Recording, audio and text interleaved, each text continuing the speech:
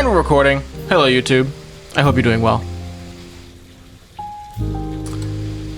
Also, answer the critical thinking question. Let me know. Have you had enough water today? Have you been hydrating enough?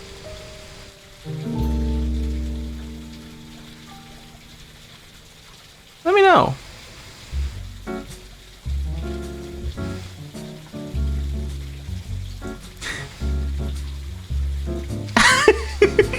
Lee saying, I've had soda and coffee. Okay. Good to know. Willow saying, oh, I know the answer to this one. No. Well, it's okay. It's okay.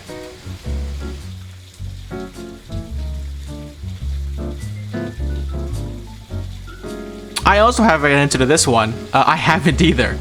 But I do have my water next to me, so I can fix that.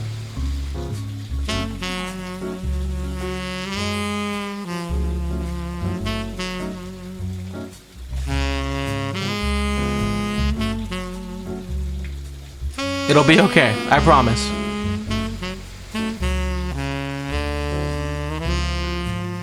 How am I doing? I'm doing alright. I'm doing okay.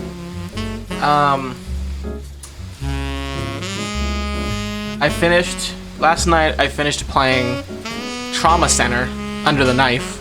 And, man, that game's a pain in the ass sometimes. Man, does that game have some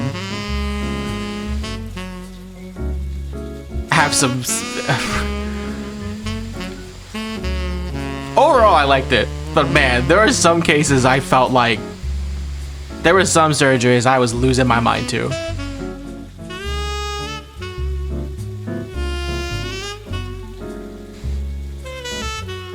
Good game though. I liked it. Trauma Center gives you trauma. Yeah. I'll eventually play the second one. But after I finished Under the Knife, I immediately booted up Mario and Luigi Partners in Time. So I'm playing through that now.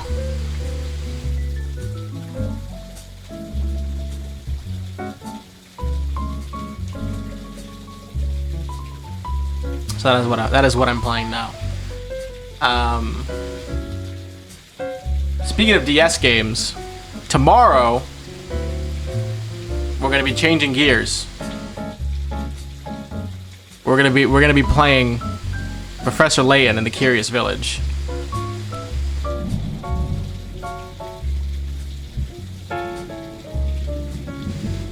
I think that's on the schedule. Yeah. So that's tomorrow. I don't think I've played a Layton game before. Maybe. I don't think I have, at least. I'm like 99% sure.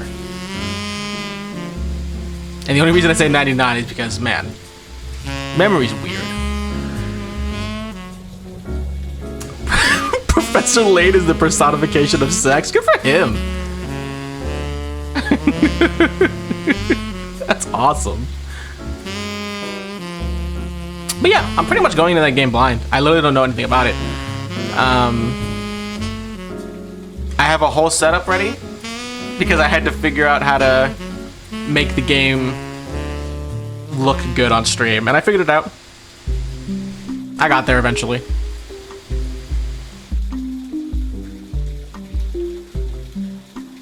And by got there, I mean I literally looked up. I can tell you what I looked up. I think I specifically looked up Bowser's Inside Story stream, and I just clicked on that, and then it showed me a playthrough of someone playing that game. I was like, oh yeah, I can just make my stream look like this.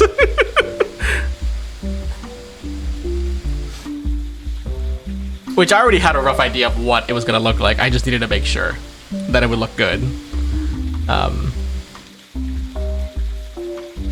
And having a video like that kind of confirmed it for me.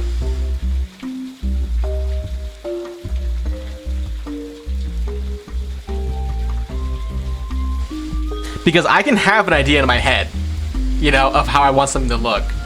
But like the moment I start to do it, I will immediately be like, oh, but is this good? So I was like, let me just look something up. And I was like, oh, okay, so it will work. Cool.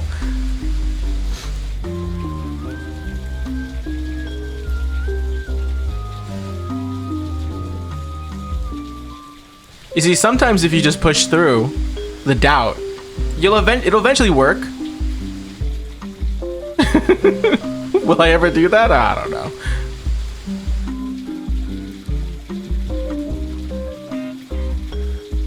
It was fun looking at Bowser's Inside Story for like 5 seconds.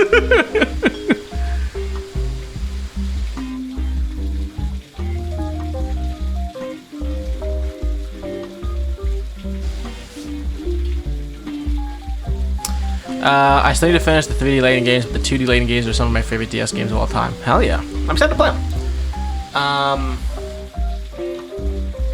I really need to pick up Ace Attorney again, because I haven't played anything past Apollo Justice. So I think I'm missing like 2 games. Something like that. Let me look it up.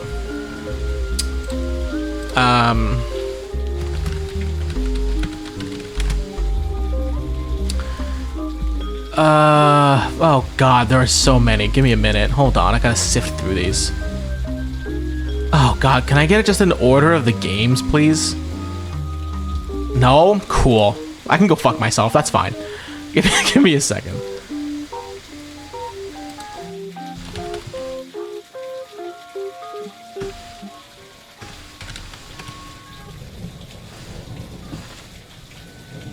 I played Dual Destinies, but I never finished Spirit of Justice. Those are the next 2. Yeah, I think those are the 2 I'm missing. Yeah.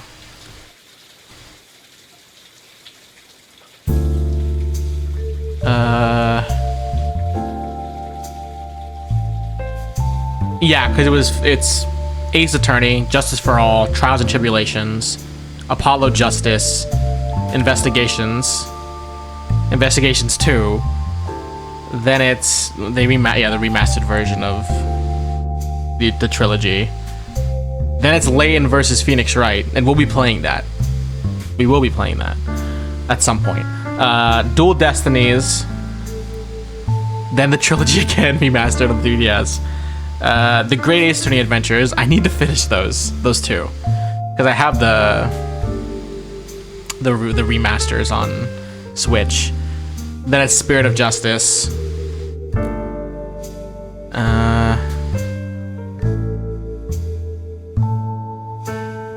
Yeah, I don't think that's it.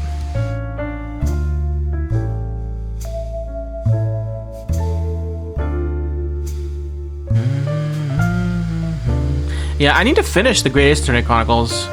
I think I'm on the 2nd game, so I'll finish that at some point. But yeah, I'm missing Dual Destinies and Spirit of Justice.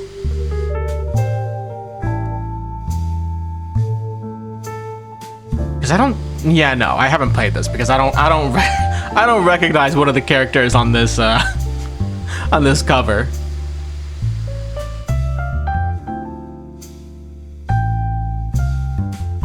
I played like 1 case of the Great Ace Attorney. Yeah, that's fair. It's a good. I'm liking it. It's just it's on my Switch, so it's like I gotta like bust it out. I'm like, oh, do I want to play this?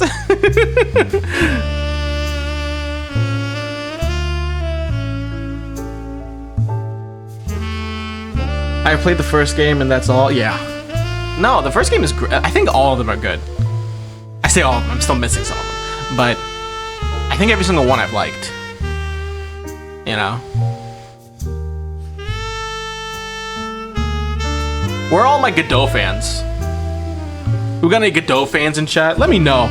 If you know, you know.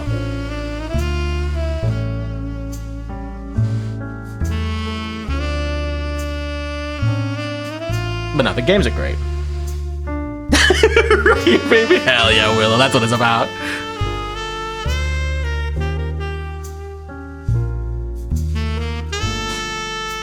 Yeah. But I'll play through Dual Destiny and Spirit of Justice one day.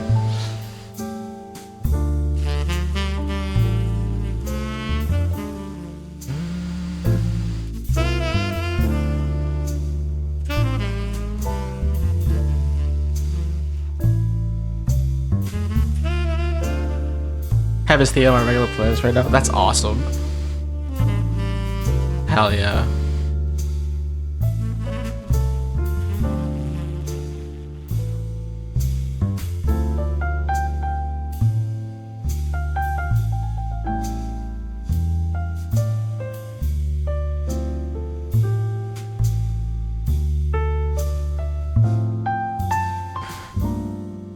Oh yeah, I forgot they released like an Apollo Justice trilogy.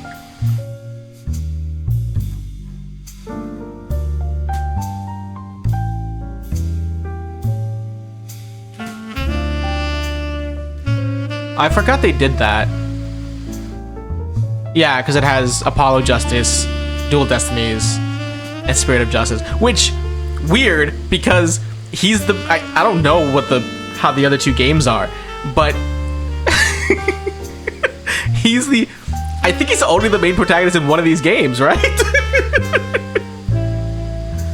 Because even the other two... Like, it's Apollo Justice Ace Attorney, and then the other two games are Phoenix Wright Ace Attorney Dual Destinies and Phoenix Wright Ace Attorney Spirit of Justice.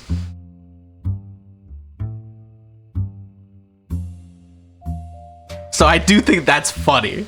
I think that's really funny that that's the name of it when he's the protagonist. Like, I know he's in the other games, but he's like the main protagonist of one of the games.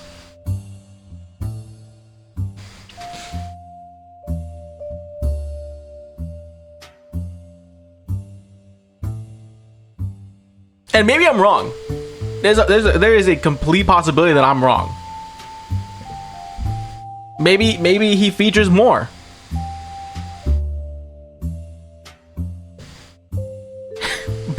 But judging off of the title of the game, his name isn't in the title.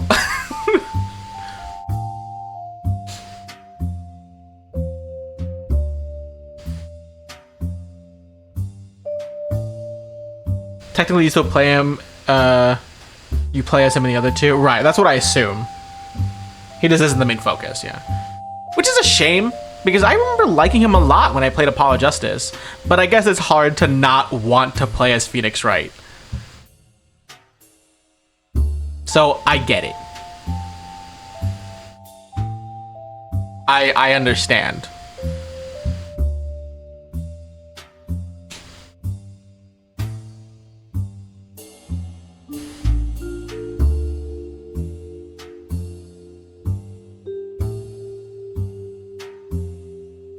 Which makes it weird that they give him more backstories for some reason. Okay.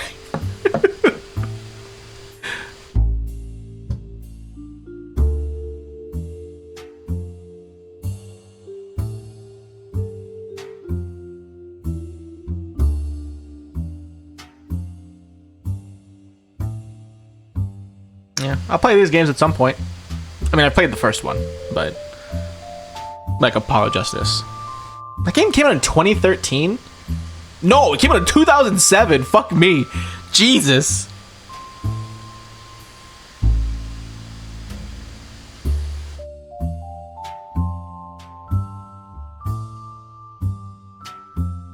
The timeline of these games is always is just insane to me. Because like some of these games, I always thought Apollo Justice was more recent than I thought. But no, 2007. Wow. That's crazy.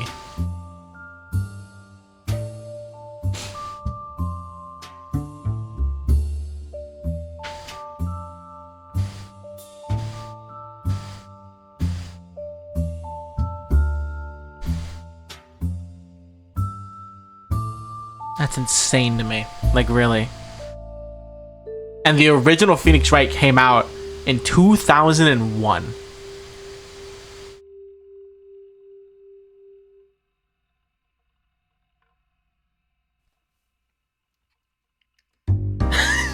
Apollo could drive that with vote, yeah.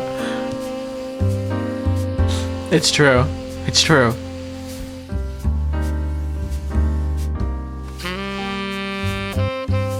That's crazy to me.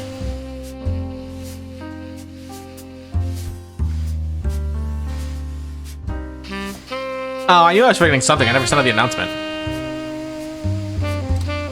There we go.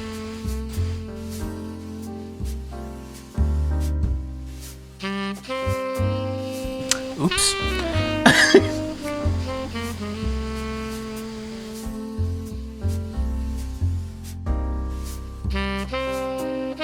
I remember, like, cause like my first time playing,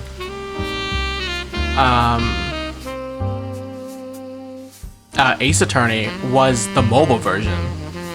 I remember buying it on my phone so I could play them.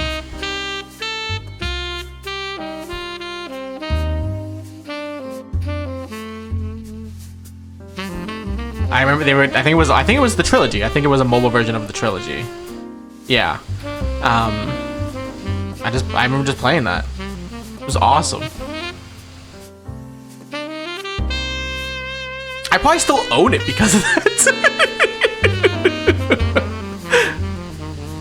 Because I think I own two versions. I think I own the mobile version. I think I also own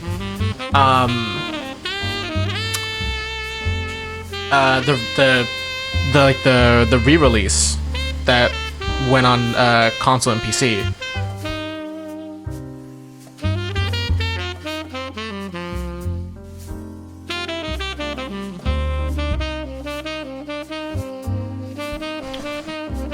I forgot I loaned the DS copy of Ace Attorney 1 of my favorite steals. No, sometimes it's just like that. Sometimes you just get like, sometimes you just like see something or accidentally like get something just because like it just kind of strikes your interest, right? Or like a friend lends it to you and then it's like it's over from there. There's nothing you can do.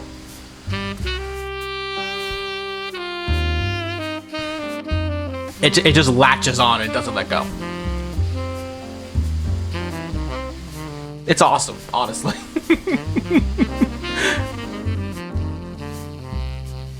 I'm trying to think of a game that did that to me, and I don't know.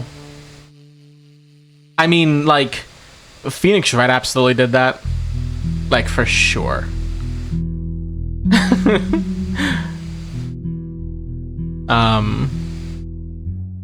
Trying to think of other games that would have done that, but I'm trying to think about it. Like one that like has constantly stuck with me. And I'm not really sure.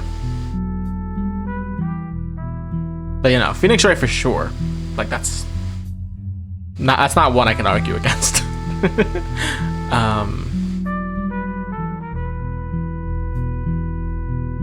I don't know.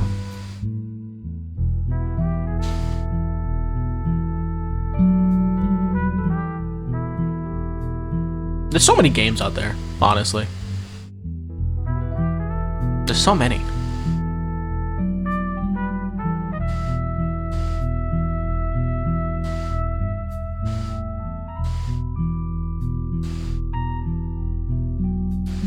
Oh my god, it's been 20 minutes? What's the recording at? That's more accurate. It's at 18. You know, we can start the game now. It's time.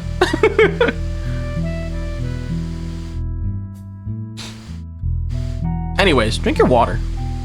Don't forget.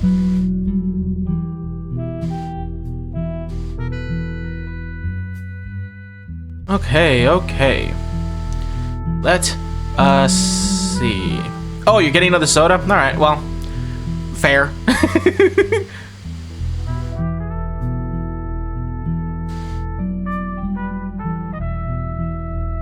Let me send out the Bluesky.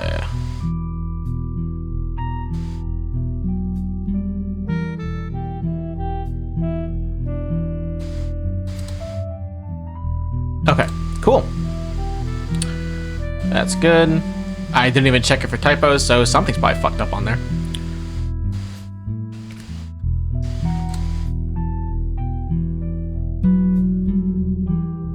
Nope, somehow.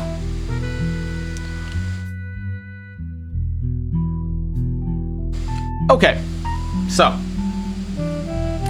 when we ended last time, we kinda got stuck because we figured out a bunch of stuff about Mary Beth Clementine / Mary Beth Quaker. but we kind of got stuck once we reached Mark Clementine, also known as what was it? Crocodile Clementine. What was his nickname? I wish I saved it. Hold on, let me find it.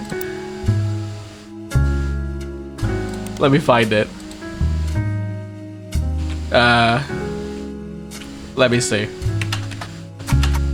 Crocodile Clementine. Yeah, Crocodile. Okay.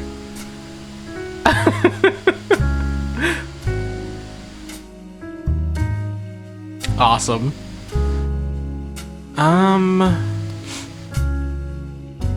So we kind of got stuck there. And we didn't, that's why we ended, because if we kept going, we would have spent 30 minutes doing nothing. So hopefully we will find something that will fix us. Because I don't know. I wonder if we can go back and work on Elias's infidelity. We can try. I just don't know where to go and find stuff about it. Because I don't remember when he retired. Like what year, you know what I mean?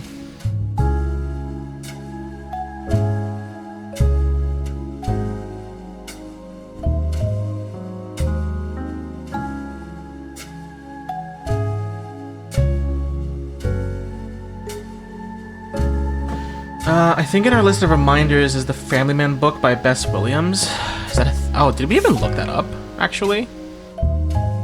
Which is the reminders? Oh, yeah. Oh, right. I think I know what you're talking about.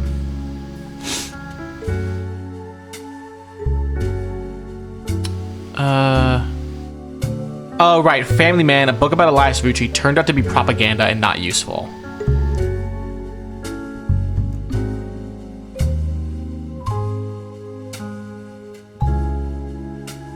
Lauren's other books, historical romance novels, were not useful on their own, though could lead to other information. Caroline Morton's sculptures were not useful. I mean, we can look it up and see if it gives us anything, but like, it did say it was not useful. Let's see. So it would have been Bess Williams, Family Man. Oh, yeah. Okay, I guess we never did look this up.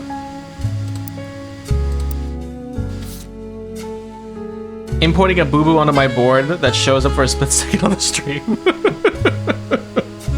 That's awesome. Also, yeah, go check out the new boo-boo image I made for the stream.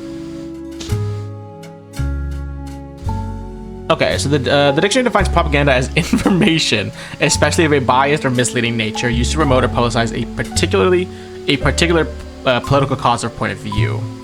But if they were to replace that definition with a picture, it would be a picture of this book.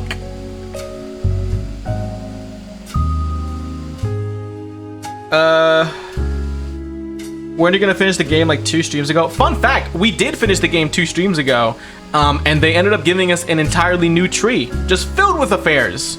So that's what we're doing now. We finished the base game 2 streams ago.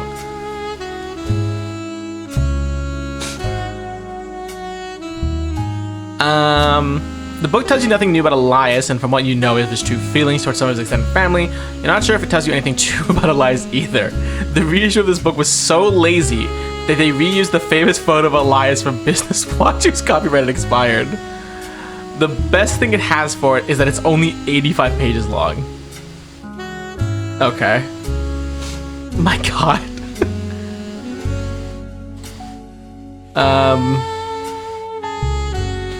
Okay. Well, we have a picture now for Elias, which is good. Oh my goodness. Okay. Oh god, and he had a child with her? Fuck. This is awful. These guys suck. His family sucks.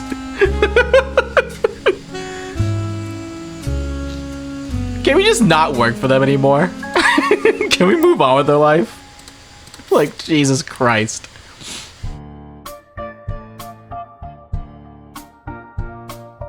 Yeah, we can look up Bess Williams. That's a good idea.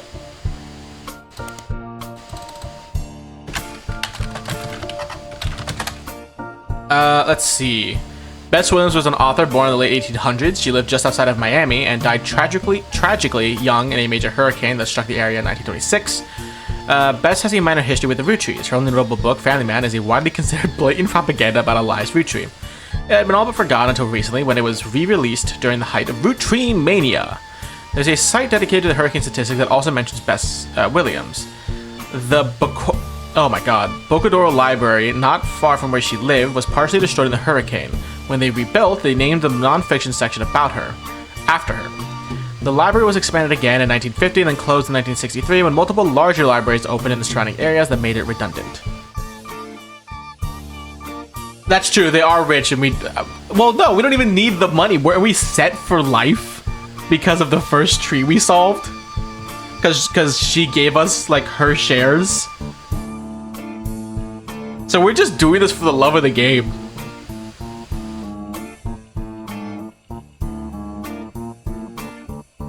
We're just doing this for fun. Anyways, let's look up the Bocadoro Library. This seems new.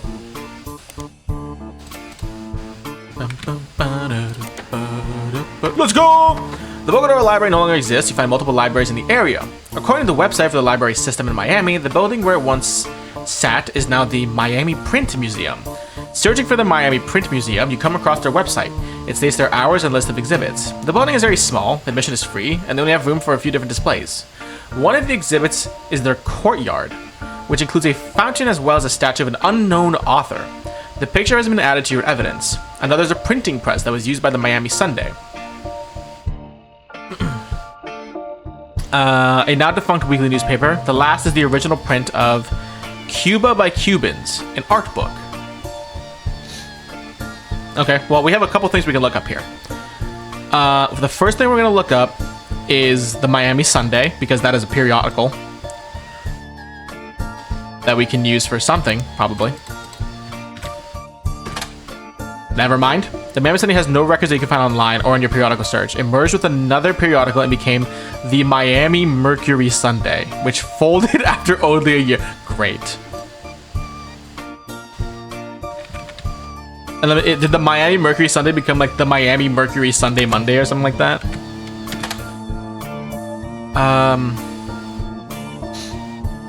The Miami Mercury Sunday was a newspaper that lasted only a year from 1949 to 1950. You find a small website about quirky printing history facts that mentions the Miami Mercury Sunday was the outcome of merging two smaller failing papers. This resulted in one larger failing newspaper, which was only notable to the author because by combining the names in the way they did, it was tied for the longest title for an American newspaper at the time, with a newspaper in Jefferson, Texas. What was the point of this?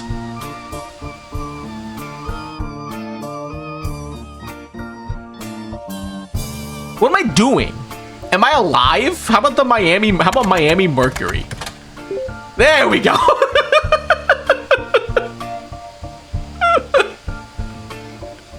Cool. All right, we got there. We got there, guys. We got there. The Miami Mercury is now a defunct newspaper that merged with the Miami Sunday. The resulting newspaper, the Miami Mercury Sunday, went out of business. It seems at some point during the this process, it was at least partially archived and available via your periodical search. All right, cool. Okay, let's go. Let's do a few things. Wait, update. Oh, is there an older version? Oh, I guess we could have looked this up a while ago. Okay, that's fine. No. Sorry, the Bocadoro Library is what I want. Then the next thing I want to look up. Right, because we looked at the Miami Print Museum, which includes a fountain as well as an unknown author. This picture has been added to your evidence. Another is a printing press. Okay, so we want to look up Cuba by Cubans. And then we'll go to... is a book of paintings of Cuba released in 1963. It's credited to Marcia Barban, or Barban, at first glance.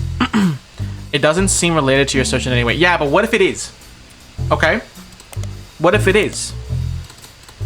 I'm sorry, what was her name? Marcia Barban. Okay. You never know. Marcia Barban. And then it's what, Cuba by Cubans? Yeah.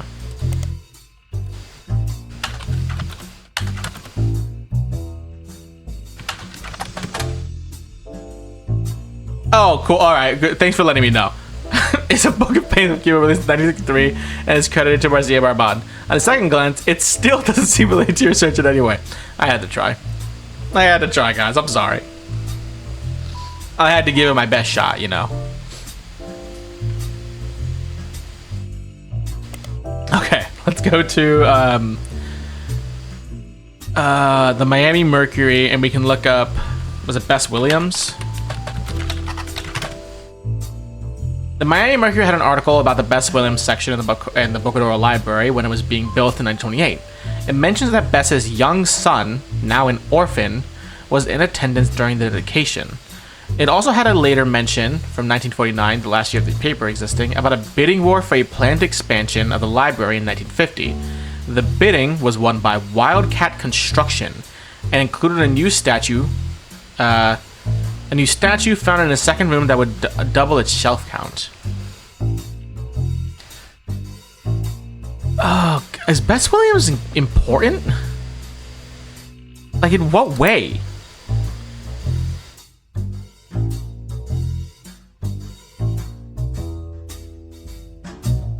Oh, wait. Okay. Kind of an insane thought, because I think it was Lee who kind of mentioned this before. Didn't you mention the last stream, like, what if the child had a lisp, like a speech impediment? Didn't you mention that? I wasn't expecting that to actually be the case.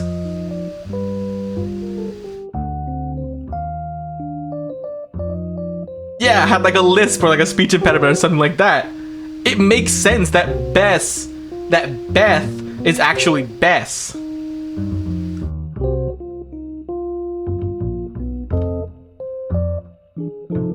It's such a random thing.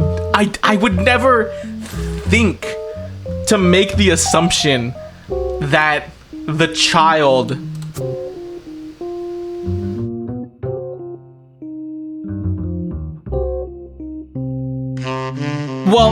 Gwyneth was the one interrogating Elias, but it was the child who told whoever about it. I don't remember where we found this information from. Where was this from? I need to find it. Hold on. Let's see. Oh god, where was it? We read about it somewhere, but where? Oh, it was under 6 Pieces, I think.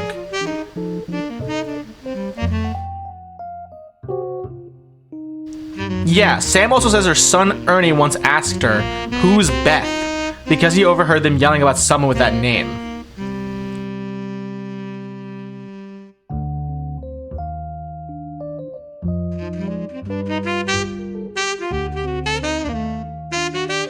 Oh my god, I wish we could get some kind of confirmation about this, because I don't know how I would find out whether or not Ernie had a speech impediment.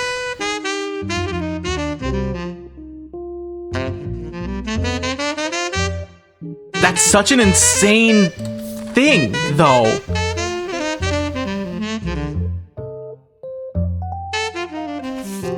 It's so insane.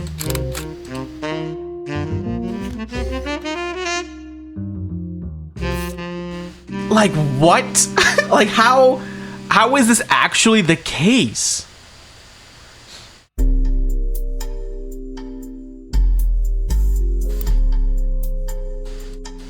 What is Ernie's name? It's Ernest Jr. Ernest Matson Jr. But I mean, he was a president, so it's possible that there's information about him, right? Like, what? No, it's a good idea, because I would have never I would have never like sat down and be like, all right, what if the child has a lisp? Because like I would never think to do that.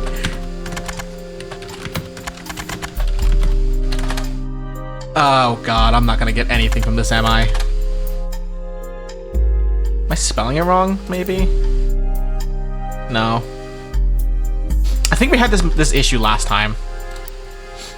Like when we were doing like the original tree.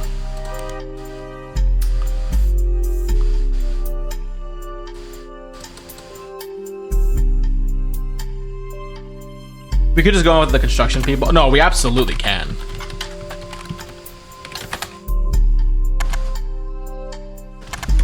Yeah, whatever. Yeah, let's move on with the construction people. Oh my God, absolutely insane. I think it was like Wildcat Construction or something like that, but I'll just do this. Yeah, Wildcat Construction. Wow. What a pull. Wildcat Construction is listed in some historical records as having worked on many buildings in the Miami, Florida area. It seems to have ceased operation in the 1960s. Okay, what if we look it up in the Miami Mercury?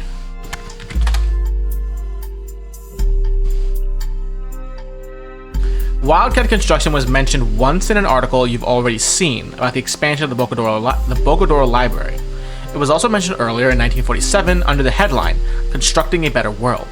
Frank Wildcat Williams left Florida in 1941, a construction worker, and returned a hero. He won the Navy Cross for his bravery and sacrifice, having carried a fellow soldier to safety under heavy Nazi fire. Now, he and his wife Ophelia are carrying his fellow soldiers through tough times at home. Wildcat Construction is Frank's company, focused on creating opportunities for soldiers finding difficulty getting back to normal. That's awesome. Ophelia had handled outreach to the wives of local veterans who were often able to provide insight into their husbands' needs and conditions. She has, through such outreach, found 13 veterans of the war to serve as Frank's employees. The community support has been unendingly and overwhelmingly positive. It has gotten to the point where Frank bids on a project, other local companies have decided to step back and let his soldiers handle it. Oh my God.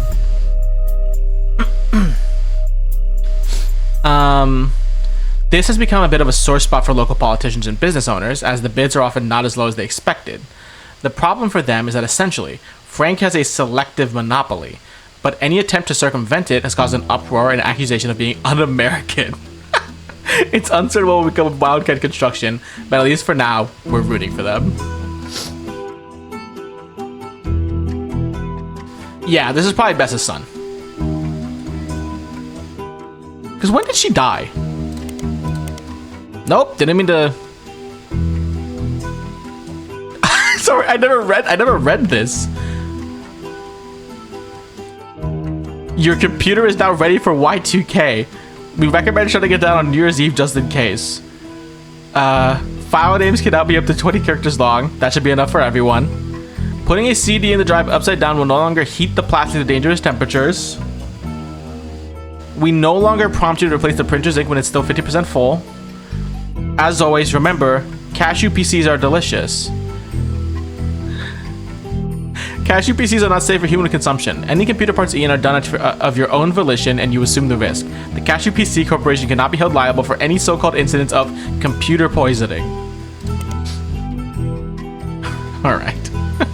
Cool.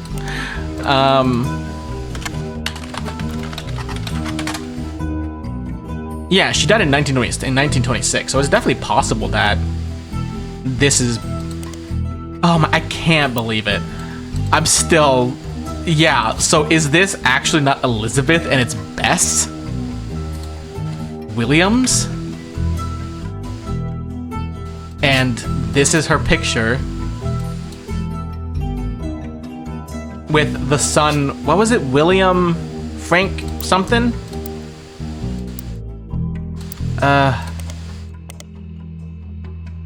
Yeah, it's Frank Williams.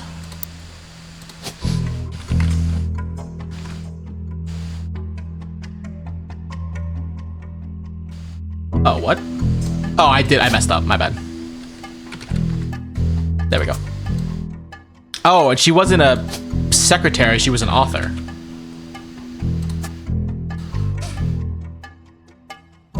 And this was Frank Williams.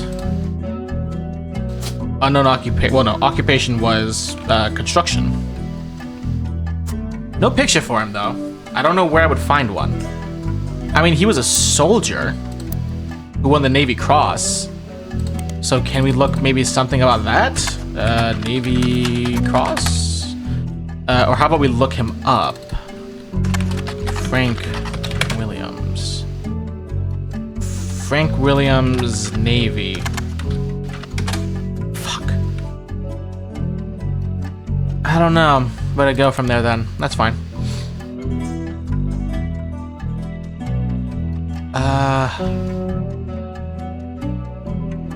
Oh, well, we know the wife's name, first name at least is Ophelia. So we know that. Oh, and it looks like they... Yeah, it looks like they adopted at some point.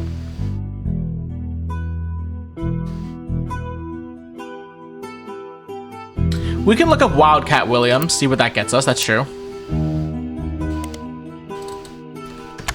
Wild. Yeah, because that seems to be a little more specific, right? Yeah.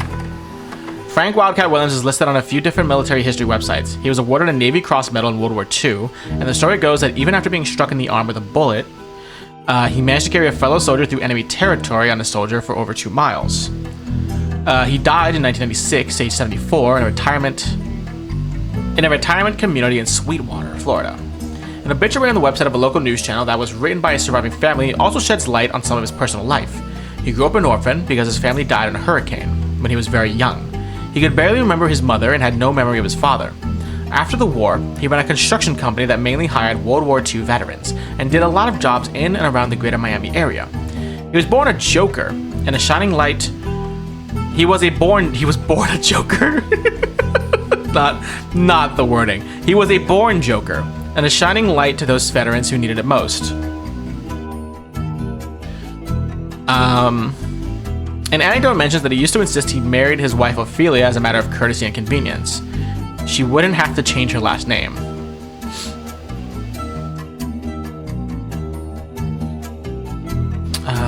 Okay.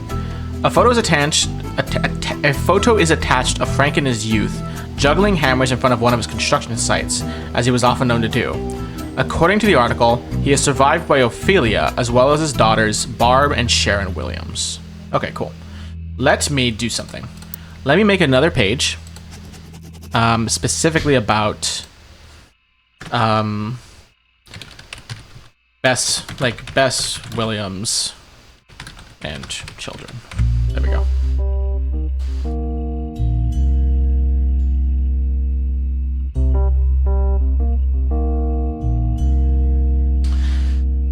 Oh yes, that's truly. She wouldn't have to change her last name.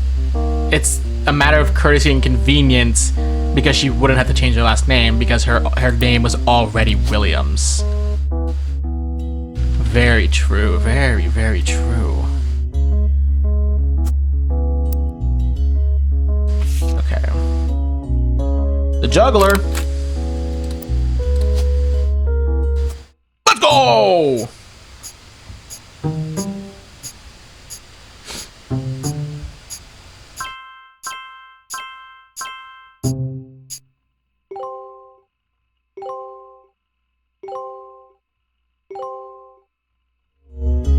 Hell yeah. Oh god, who? Hey man. Sam reached out to me finally. I think I have you to thank for that one. My family's in a bit of a rough patch. Even though the candy is selling better than ever, everyone is fighting over the trust. The majority of us want to dissolve it. On paper, it seems like the right decision. The arguments about what to do next are endless and heated. More than a few Roottrees are worried about losing their wealth. I don't think we deserve it more than anyone else. I love my family, my wife, my daughters, even my son, who I hardly ever get to see. I want to keep them safe and secure, but I didn't do anything to deserve this fortune. Hell, I probably deserve it less than most. It took me way too long to get my life together. Okay, enough about me. Here's the deal. I can't stop the majority from voting one way or another. If you keep passing along potential Roottrees, I'll keep adding them to the list. On the other hand, there's been some leaps forward in genetics. Okay. It may sound like science fiction, but we can actually determine who's in the family just by testing their DNA. What you've done so far has been very useful. Just keep filling out the tree and we'll prepare for the tests. Alright, sounds easy enough. I can do that. Okay. So the other thing we know is...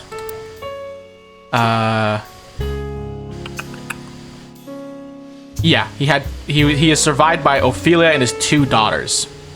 So we know that. Barb and Sharon Williams.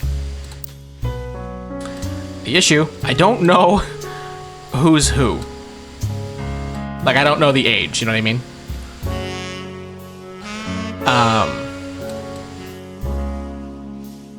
Oh. Oh, right, because her name wouldn't... Right, no, I think we put that as a placeholder. Maybe, or I just put that because I'm an idiot. But yeah, no, her original name wouldn't have been Clementine. So we'll fix that later.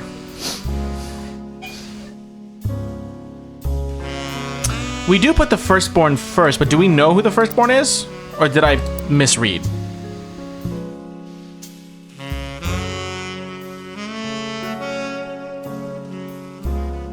Is Barb the firstborn? Is that how that works?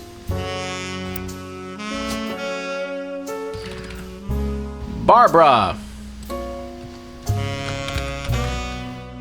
And of course, if it's wrong, we can just change it. It's no big deal. And who? Sharon.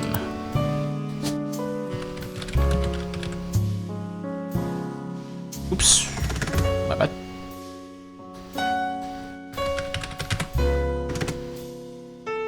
Okay, cool.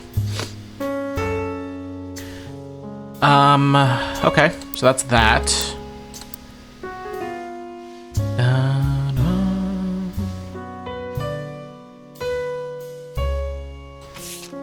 Yeah, it doesn't seem like there's any more in this picture, so that's fine.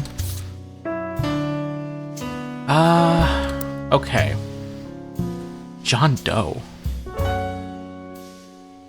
Oh, they split up. Okay, that's okay.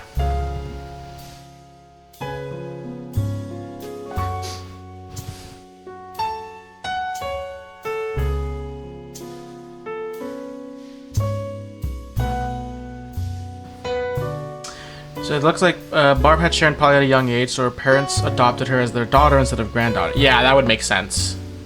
Yeah.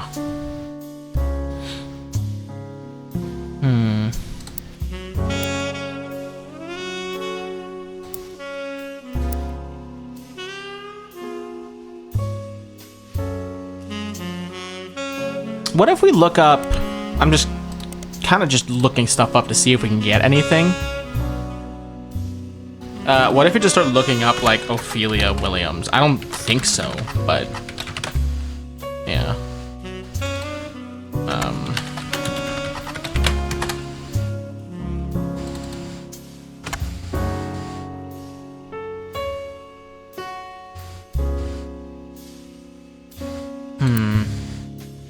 I'm trying to think of... let's... okay, let's go back. Hold on. Back to Wildcat.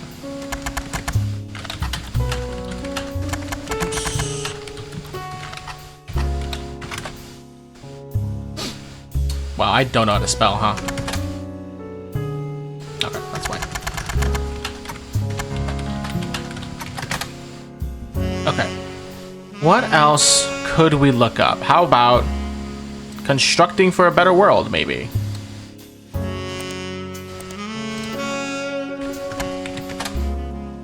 Oops, that's not right.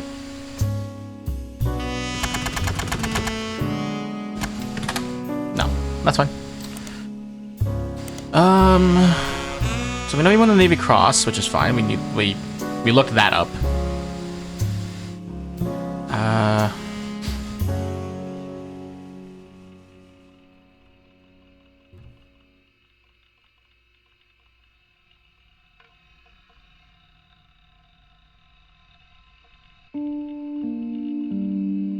Yeah, no, we can absolutely look at the other books and stuff.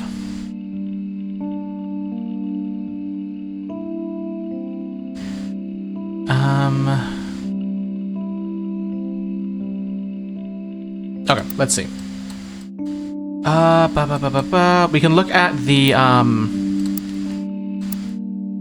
maybe Lauren's romance books, I think is the other one.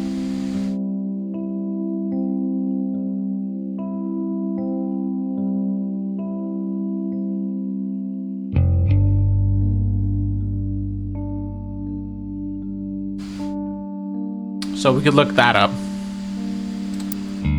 And we'll come back.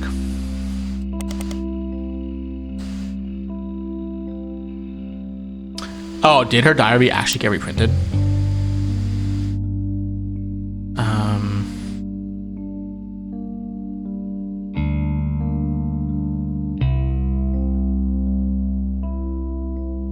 It just says her 2 diaries are probably the most useful. I don't know if it says they got reprinted.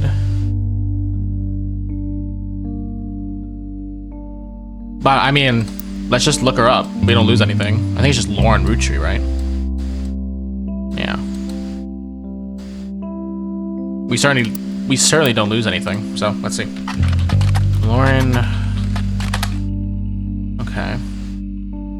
In the wake of Six Pieces' release, Lauren Roottrees, author of A Life Between Wars, was tracked down by a reporter as being in one of the most upscale memory care facilities in Pittsburgh. She was relocated back to Pennsylvania when she began suffering from Alzheimer's. There was a minor backlash towards the reporter that tracked Lauren down because they were caught standing on a ladder and holding their camera over the privacy wall to take a photo of Lauren and her son Clark sitting on a bench outside near a small pond on the premises. Oh, fucking hell.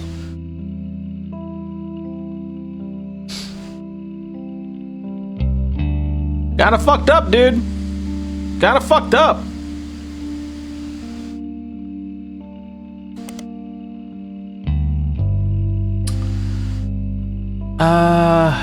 I guess we can look at the romance and court stuff. Well, let's see something. What was it? A Life Between Wars. That's the author name. Fucking asshole. Come on.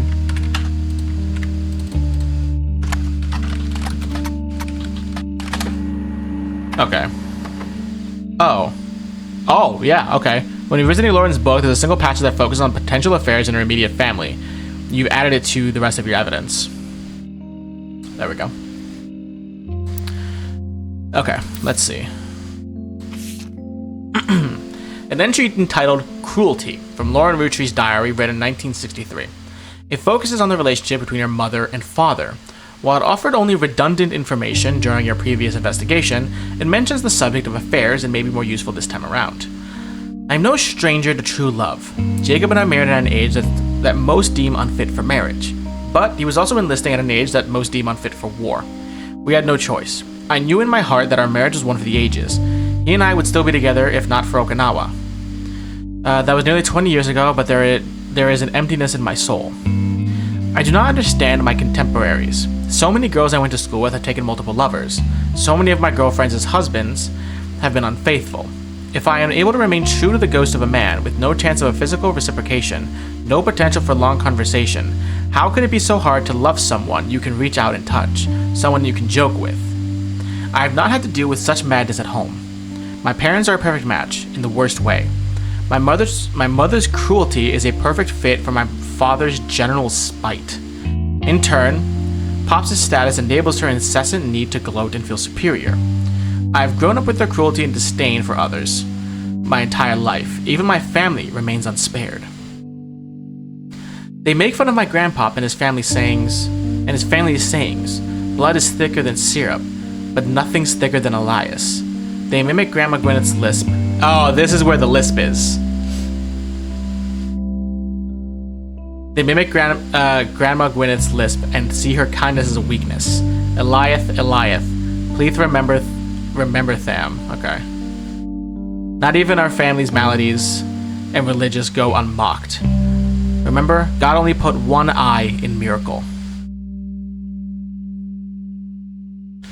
I can say without a doubt in my mind that my parents have never had eyes for anyone outside their marriage. They're too self-centered to look astray. Okay, so this is where we would have found out about the lisp.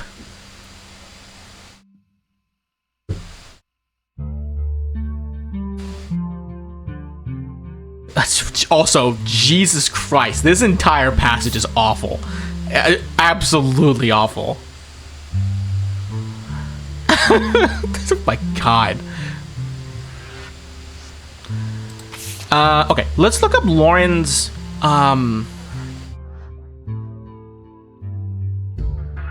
like her other books. Yeah, her romance novels. I don't remember what they're called. A Romance in Court.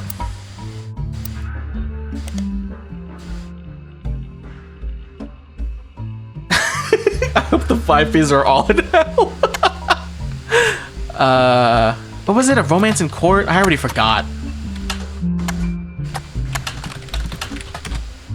God, I don't know how to... God, what was it?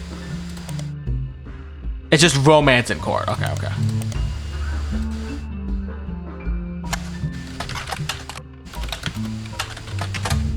There. This page hasn't been updated for at least 8 months and may now be irrelevant. Okay, fair. Fair.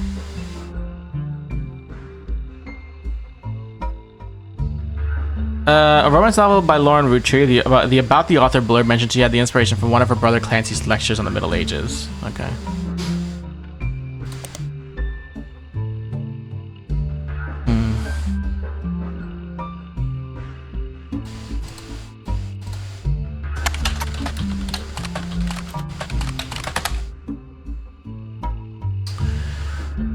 Romance in Court is a book by Lauren Roottrees. It is the first and most famous of a series of 3 books, often called the Court Justice series. All 3 books in the series are about different romances, but told via the same narrator. You can probably surmise the narrator's profession.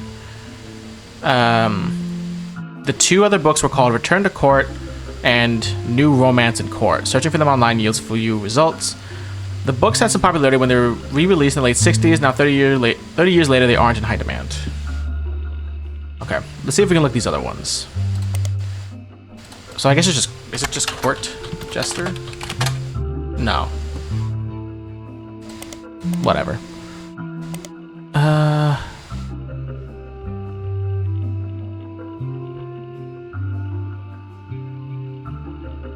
Okay, so Return to Court.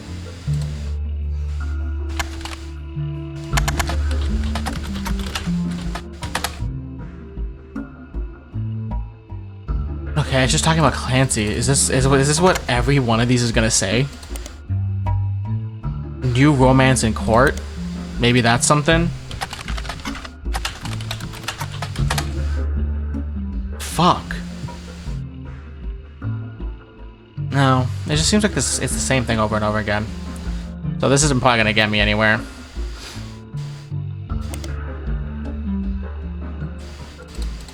How about New Romance in Court? Yeah, just yields few results. Okay, well, nothing I can do about that.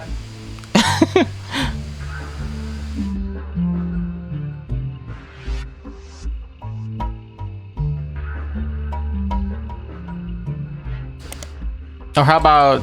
No, because I think I already looked up Romance in Court, right? So I think that was the first one.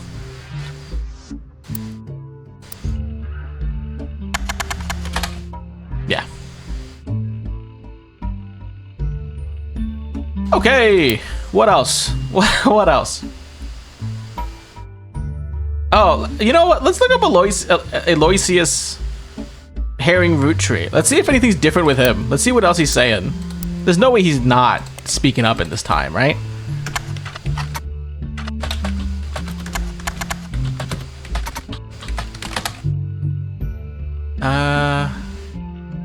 It's 8 years old.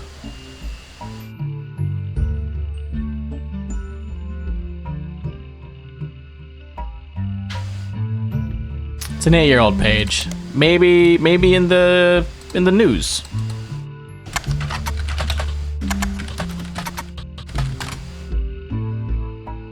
That's an 8-year-old article.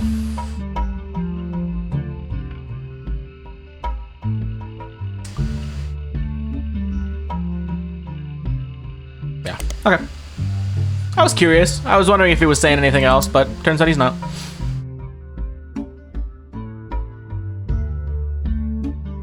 Yeah, Yeah, it looks like this isn't giving me anything, so. Let's see what else.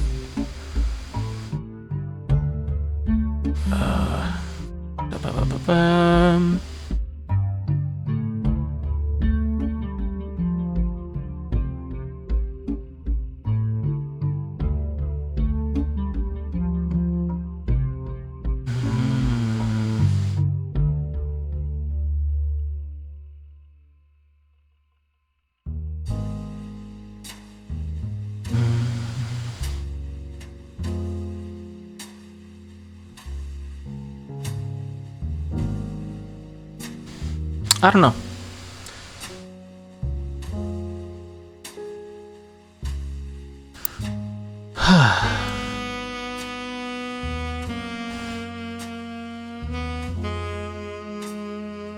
Yeah, we do need to find stuff about Frank and Frank's daughters.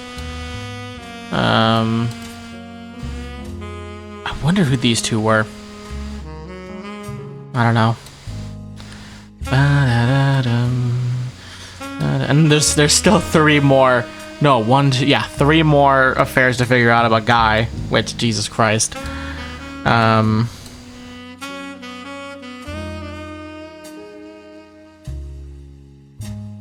trying to think of like what I would look up to maybe find something about Frank's daughters.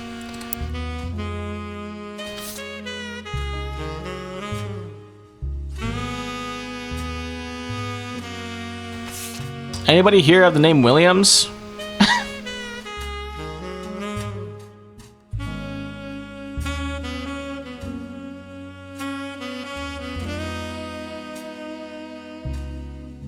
No?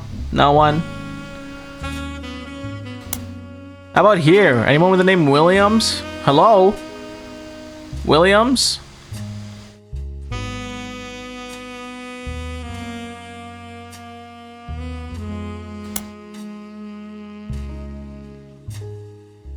I think I did Spider Search their names.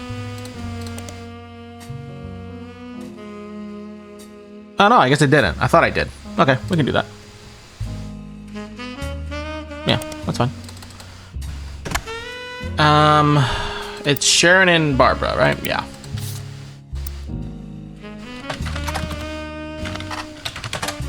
Okay, so nothing there.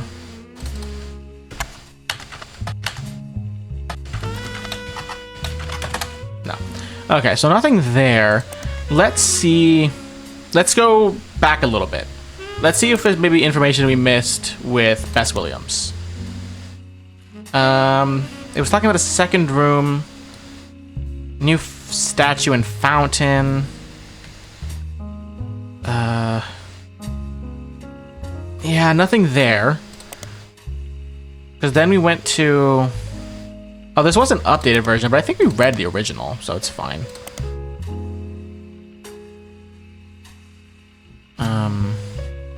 It doesn't matter.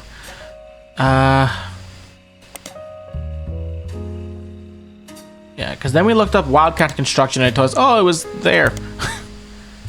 We also looked at Bess Williams, but I don't remember seeing anything else that I would need here. Just that she died in a hurricane, and then we found out about it being reconstructed.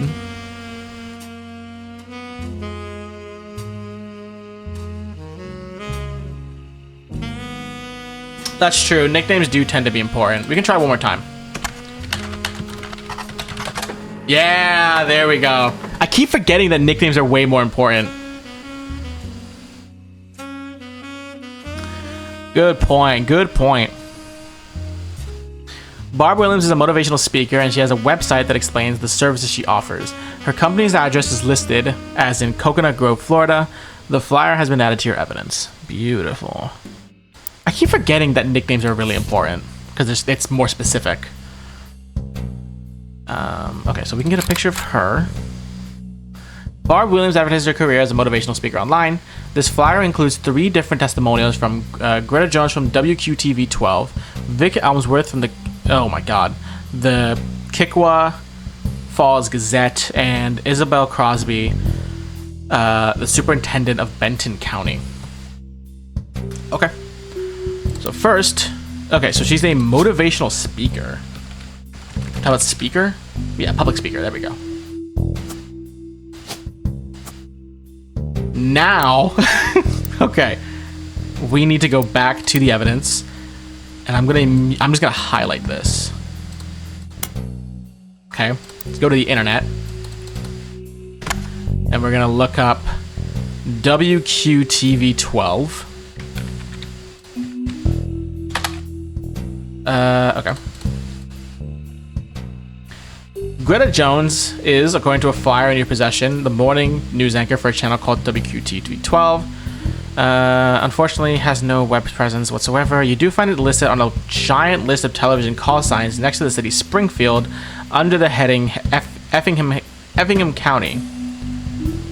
Okay, Effingham County, baby. Let's look it up.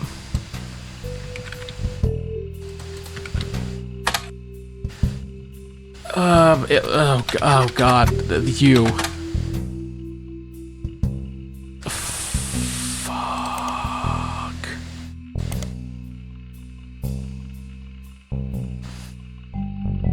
I guess Georgia. Oh, right, she's from Florida. You're right. No, give me what I want.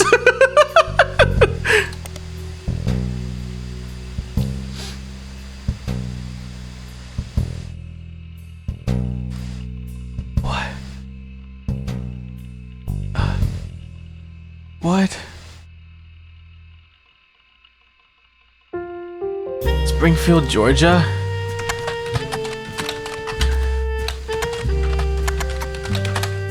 Okay. Internet must, but you come across a website that lists different channels available there. The list to all these anchor is Greta Flores. Is that who? Is that you? No, we need Greta Jones, not Flores. Oh, but maybe she got no, but maybe she got married.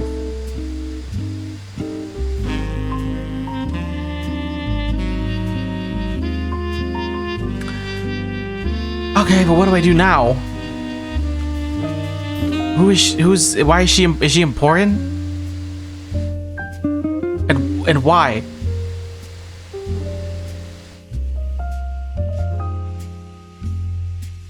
Oh, search Greta Flores, yeah.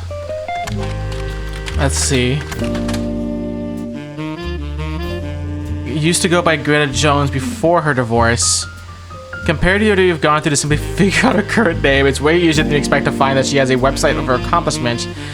She was apparently the MC for an all-female speaking tour in 1977. The tour was called Storytellers of Sisterhood, the Mothers and Daughters of Earth. You do a search for it, and it seems some of the stories were compiled into a book simply titled 25 Stories of Sisterhood by Ayla Hale. Okay. Okay. Highlight. Okay, public library. 25 stories of sisterhood. No, that's the author. By Ayla Hale. There we go. This is an anthology of stories told on different storytellers of sister tours. It contains different transcripts of most well-received stories told on stage. Ayla Hale is the editor, not the sole author. One of the stories by Barbara has been added. Okay, cool.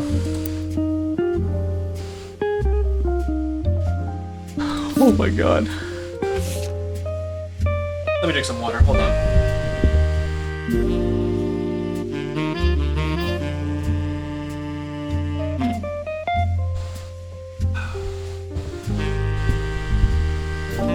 There we go. Okay. Barb Williams, and the transcript of a story she told on stage published in a book. The first part of her story focuses on two 16-year-old girls. My sister, Sherry, was a brat. Always sulking, often disobedient, never on time. She borrowed things without asking and even ran away from home, only to sneak back the next day like nothing had changed. My daughter Sharon, on the other hand, was a beautiful person. She had excellent marks in school, was intensely artistic and creative, and even volunteered at an animal rescue. Okay, so we know her other daughter's name then.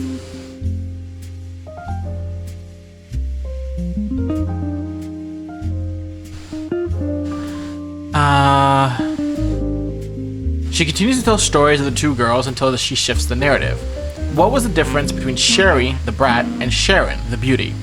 Is it nature, nurture, a better education, different opportunities? The answer is nothing. There is no difference between my sister and my daughter. Because my sister and my daughter are the same girl. Barb reveals that her daughter was the result of an unexpected pregnancy when she was only 15. I met a boy at a county fair. Unlike us, he lived in a nice part of town. He went to the good school. To a teenage girl, it felt like a fairy tale, but there were boxes all over his house. He was moving in 3 days. Those 3 days were heaven to me. The final night, he surprised me. He told me he could actually see me again soon. He planned to return to visit his grandparents. I thought I was giving him a reason to keep his promise. I never saw him again. And when I finally got desperate enough to ask around, a friend of a friend told me he hadn't even given me his real last name. Barb also talks about when she found out she was pregnant. I was convinced my life was over, but my parents, they took charge. I had to live at home and work a part-time job, but they removed the burden of motherhood. I managed to scrape out a degree in English, and as far as my daughter was concerned, I was her much older sister. Barb uses the story to come to a conclusion. When I was younger, I thought my sister was the brat, and I wasn't wrong. But she ran away from home to work at that animal shelter. She borrowed my clothes for presentations at school, and her creativity allowed her to open up Sherry's hair. It took me far too long to realize the beauty was always there too. In fact, the brat and the beauty exist in all of us. It was my inner brat that kept me blind to the truth, and I'd like to say it's the beauty in me that's finally able to see what I was missing. I implore you to call upon the beauties in yourself whenever the brat tries to take hold.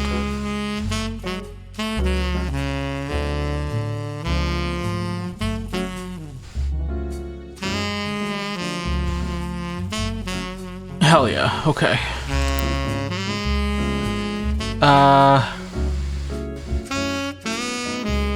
Okay. So now we can look up, what is Sherry's hair?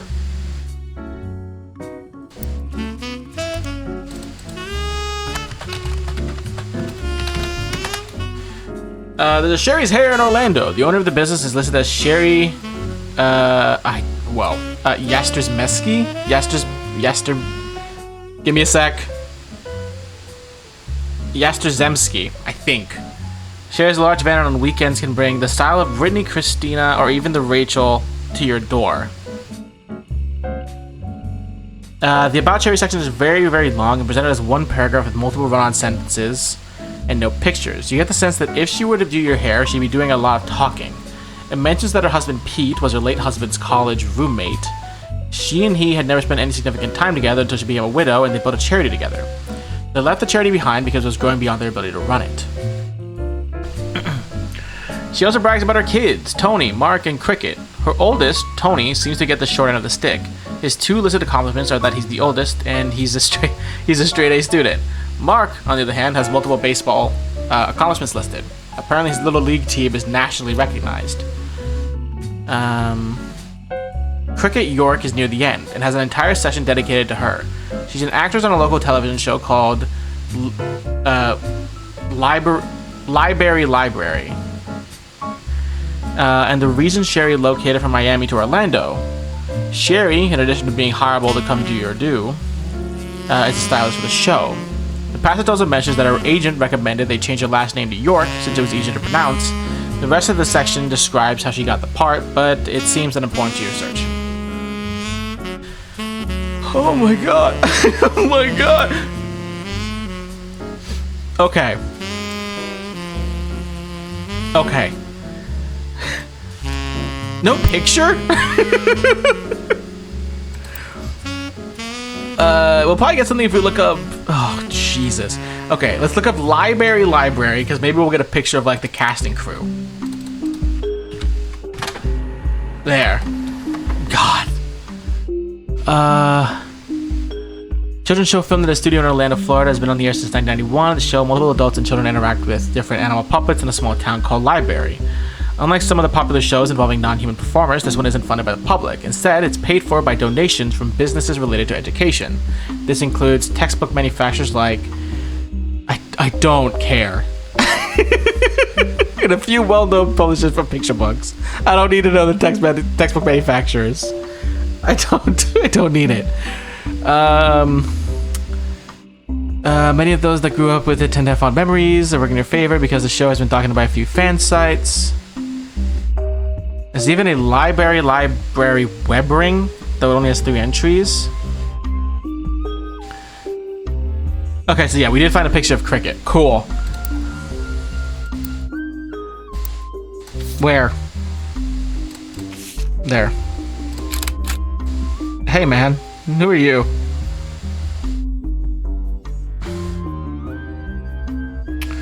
And the puppet Poof Tail from 1997. Okay, cool. According to the site, you found it on the theme of this episode tackled why some people need glasses. Cool.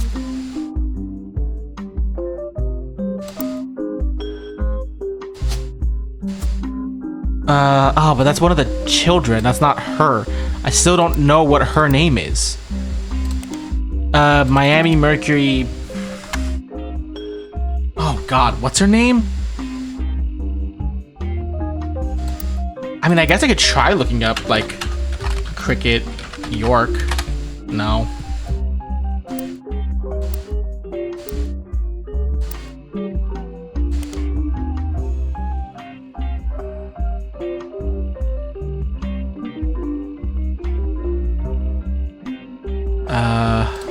Back, I guess.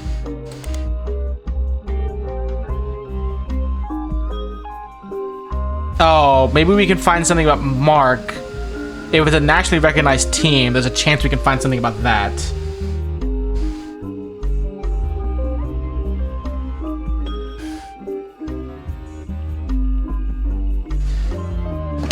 Is her name not Cricket and then her late husband's name? Oh, it's possible, but I think... Oh God, I don't know who's the youngest. I guess she's the youngest, but wouldn't that mean she's... I don't know.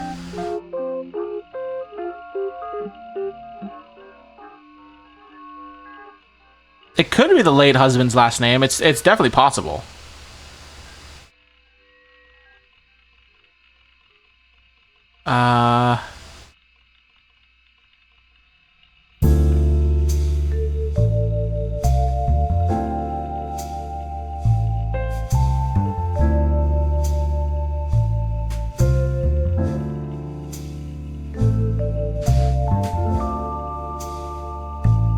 It did say they made her change it to York. But yeah, that's true. Yeah. No, that's a good point. But she would be recognizable by that name then. But we'll do it. We'll look it up.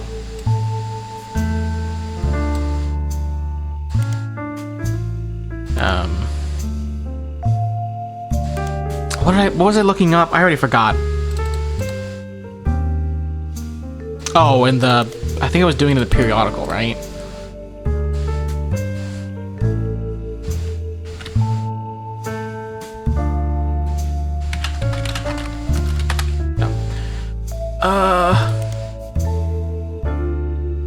Yeah, she'd be too young. You're right. Although I wouldn't be surprised. I don't know, any Orlando newspapers? Oh, great. How about what if I had Florida in there? All right, well, we tried. Let's try looking up Mark. Because if it's a nationally recognized team, then I wouldn't be surprised if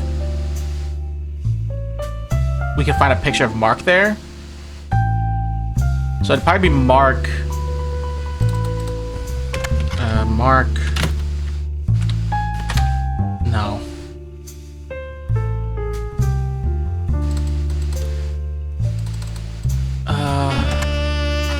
Little League Baseball. Fuck.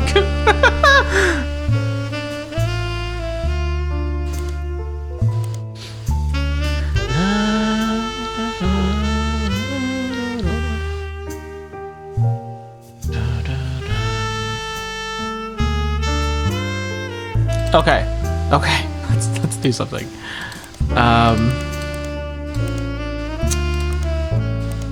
Back to Sherry's hair.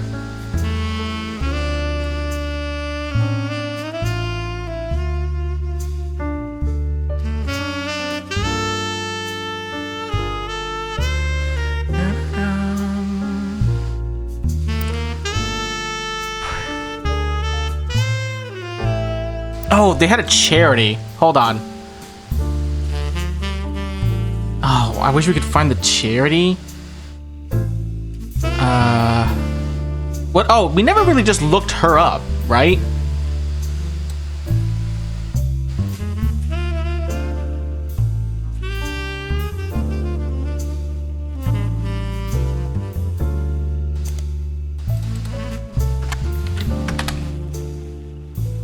Oh, that didn't really do anything for me. Okay. How about Pete? No? Alright, fuck me then. Alright, cool.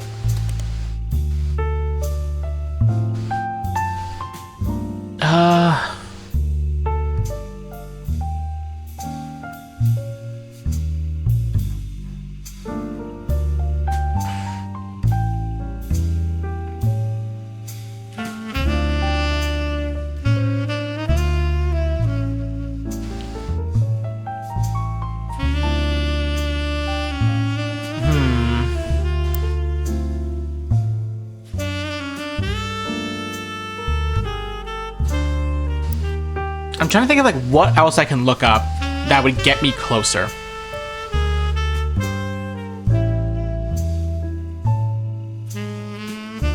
Oh, maybe? I didn't really think about it, but what if we looked it up in Starlit? It's defunct though, so I don't know if this would work.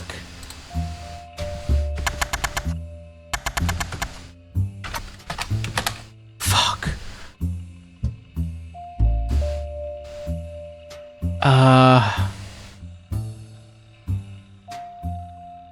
How about Teen Blast? No. Fuck.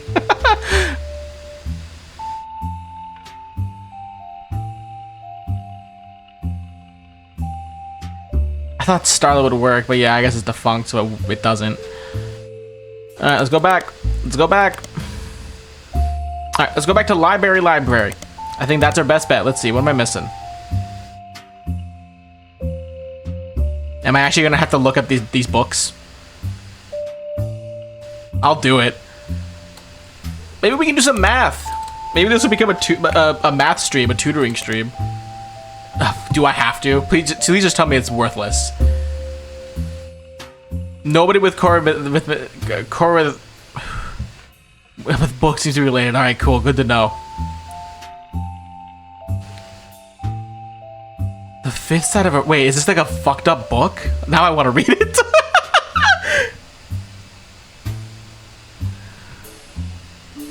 What? Schools are complaining that the two editions seemed remarkably similar, yet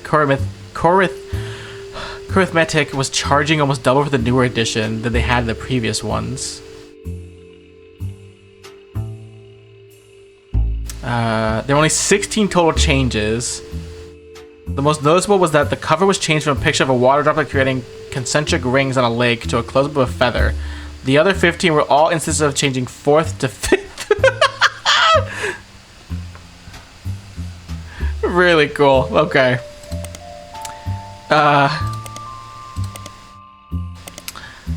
What about EDUC82U? You know, the popular book. No way. Alright. What did we learn today? We learned don't fuck around. Look up everything. Read everything. It doesn't matter how stupid, how long it is. Don't fuck up. Lock in. Okay, don't piss me off. EDUC82U is a tutoring service. They have a deal with Library and featuring some of the actors from the show and pictures on the website. According to the site, they actually provide tutoring for all of the actors and actresses on the show to accommodate their shooting schedules. Included is Cricket York, who is seen in a photo labeled Cricket and her brothers, ready to learn from one of our talented tutors. You don't find much else about EDUC82U except that there seems... Oh, I get. Oh, is this supposed to be like educate to you? Whatever. There seems to be a small subsection of library fans who are deeply unsettled by the company's logo, which would appear after the credits on each episode. One writes, I was terrified of the little girl in the Educate to You logo. She looked like some kind of demon doll, and I'd race to the TV every day to switch the dial before a creepy laugh came on. Oh my god. Okay, so these are the siblings.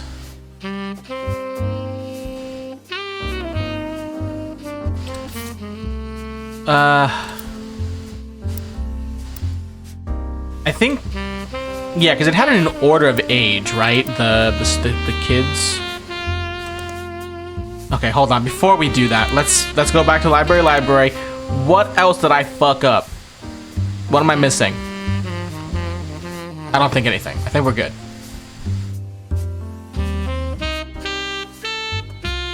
I think we're okay. Okay, let me go back to Sherry's hair. Yeah, her oldest Tony, then it was Mark, and then it's Cricket. But I don't know.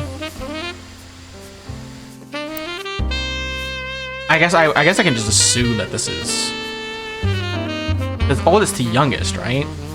But I don't know. How do I phrase this?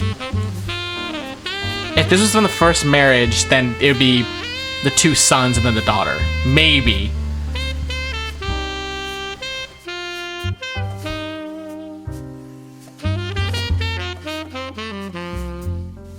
Okay, so this is Cricket.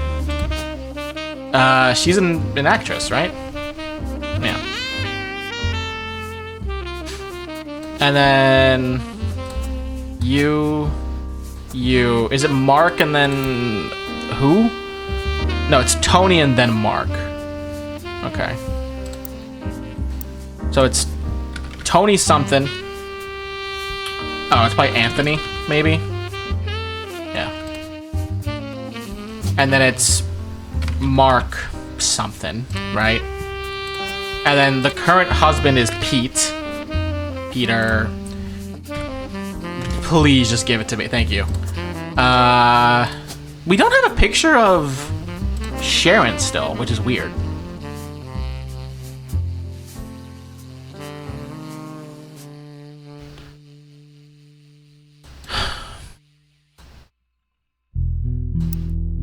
Where can I get one?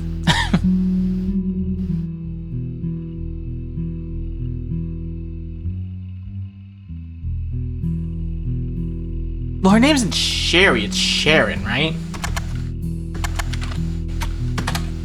Fuck.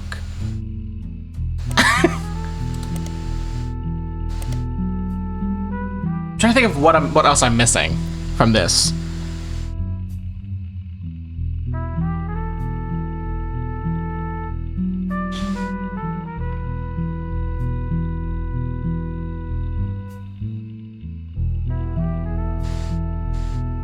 Oh, right. Sherry is also a... this. Oh, that's true. I forgot. There are two other names we haven't looked up. You're right. You are right. I was so focused. Okay. Vic Elmsworth from Kikawa Falls Gazette.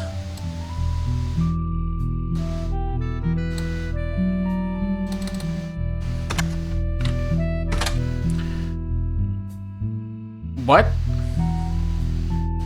There is no Kikawa Falls, or Kikiwa Falls, Kikaiwa, whatever, anywhere in the world that you can find. The closest thing to a Kikawa appears to be in New Zealand. Instead, a man named Chris Elmsworth has invented a small-town newspaper as a conceptual art piece. The Kikaiwa Falls Gazette is a series of online articles about small restaurants, shows, and other tourist attractions all across the United States. This is presented as a small monthly newspaper of small-town America. What makes the Kikaiwa a bit strange is that amongst the articles detailing real locations are occasional stories that present outlandish, inflammatory concepts in extremely mundane ways.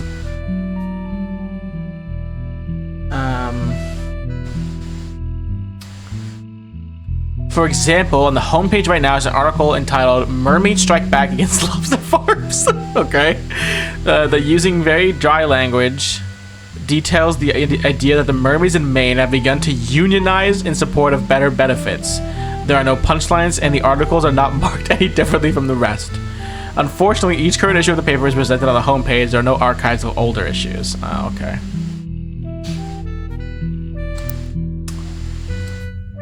Oh yeah, I never put in her name. My bad. There we go. Done.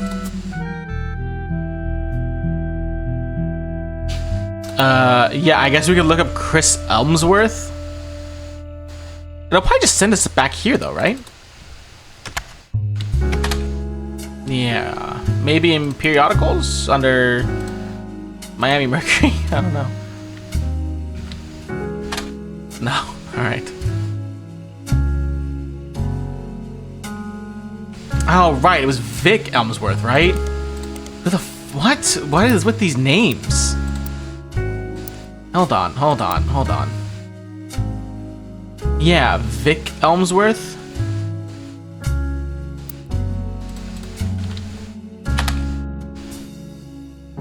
What? Vic Elmsworth, according to his personal page, is apparently one of 3 brothers. All 3 of them are contributors to a newspaper called the Kiowa Falls Gazette. And he tends to focus more on the southeastern United States. All the articles he's written are archived on his site, including the long-form version of the review for Barb Williams' motivational show from 1997. According to Victor, he had seen Barb talk more than once. On this particular occasion, Barb's talk was at a very large church, and it was clear she was an expert at matching the presentation of her concepts for any particular crowd, because she received a standing ovation. Barb started with a story about loss, specifically the loss of a bicyclist who had been hit by a car. She spoke about the death of any person as a darkness in their loved ones. A cold, empty void that begins to creep into a space where there once was light. Because the light could never return exactly how it once was, she says the only option is to nurture new sources of light and help fight back the darkness. Damn, okay. Her conclusion was that finding the hidden meaning in tragedy is the most important thing we can do. She used multiple biblical comparisons and finished by looping back around to her initial story, and how she personally began to come around to this ideology. The biker who died was her son-in-law, and the Lanes Across America there we go, was created to fill the newfound darkness her daughter experienced. It, the charity, was a light that began to fill the void, and she was doing everything she could help to nurture it. Let's go! We got more information! Woo! Alright. Copy.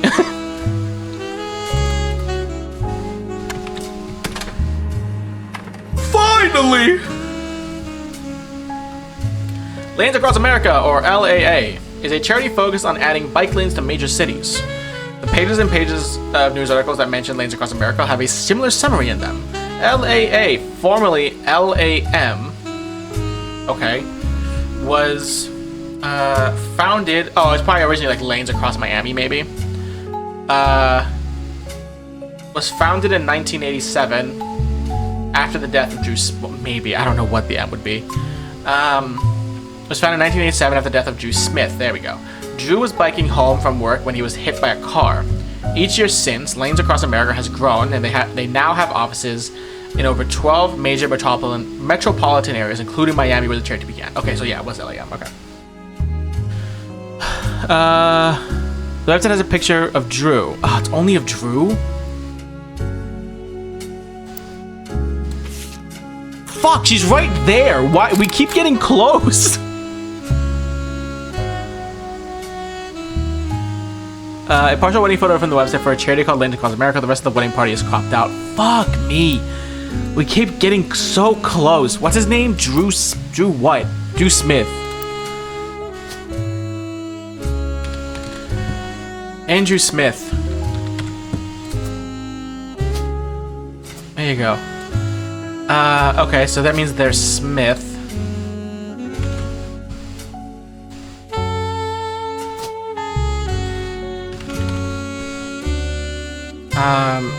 And I mean, in terms of occupations, they'd just be students still, right? I mean, unless we put... is he a baseball player? No, okay. Athlete. He's not a pro athlete. I don't think. Okay, there we go.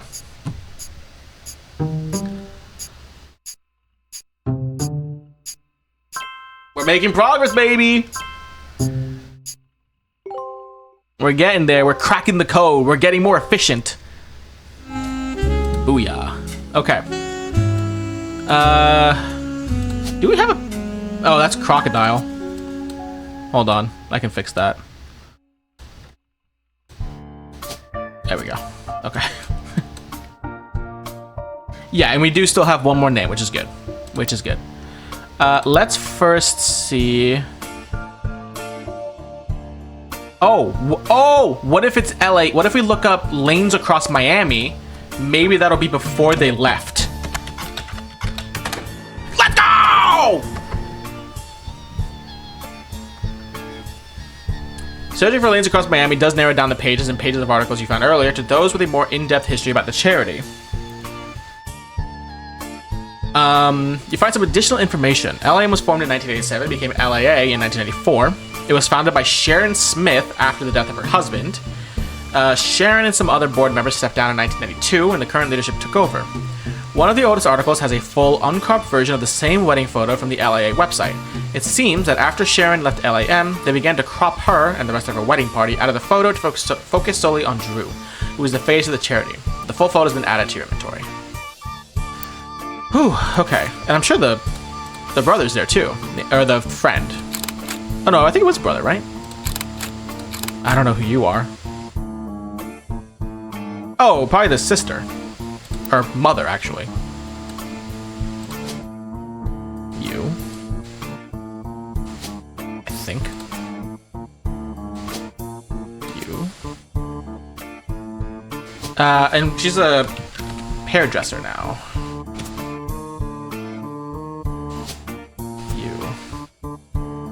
Okay. All right. I think we managed to finish this entire line.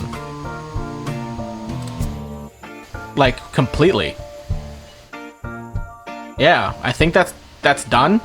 What we're going to do though is we'll probably still look up the other name we still have just in case there's something important there. I don't think it'll lead into anything else, but you never know. Let's see, Isabel Crosby. Copy. Oh God. There we go. And Isabel Crosby, according to a flyer on Barb Williams' website, is the superintendent of Benton County. There's a Benton County in 9 different states in the U.S. There hasn't been a Benton County in Florida since 1850, so you're not sure which one Isabel Crosby comes from. Searching for Isabel Crosby doesn't seem to lead to anything fit what you're looking for. Oh, great. So what, is it too vague?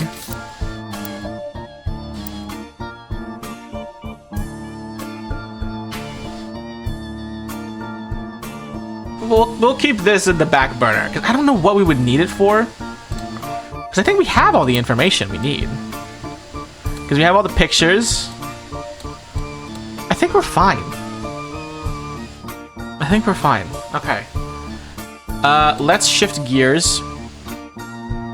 Let's just move right. Let's just move to the right. Let's go. Let's see if we can wrap up this stuff here. Okay. Let's see if we can get back on track with Clementine. With the Clementines. Okay. Oh, we still don't know her name, her first name, or her last name, I'm sorry. Because we have the document they sent us. Somewhere. Was it this one? Right, we know her name was Regina Clementine. What if I look up Stuart Clementine? Oh, actually no, better yet. Do we know where they live?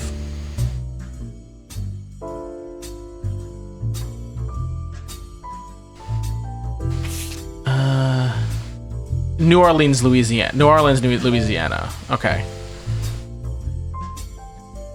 How about we do this? I don't think this will work, but you never know. New Orleans police? Fuck. I thought that could maybe work. Like maybe there was a website that would have like pictures and stuff. Oh god, I don't know how to spell Louisiana. It's over for me. Okay. No! How about just New Orleans? Fuck, alright, good. Good to know. Oh, is your last name Salazar? Does it say there? Oh, right, I forget it just says it there. And it's funny, because I remember mentioning that last stream. I just never added it, I guess. Or what happened was I did the same thing I do every time. I just type it in and assume that does it. Okay, so there we go, that's fixed. Now we need to figure out this shit. The best way to go to get to the children. I'm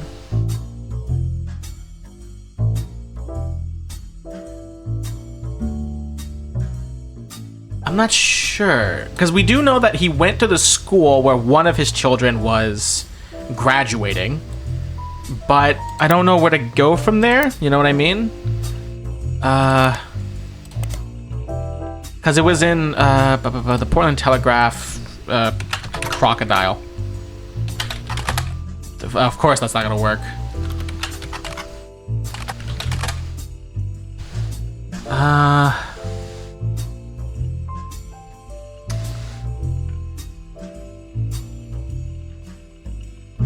Yeah, that's where they arrested him. But there was also the incident with the principal. Oops.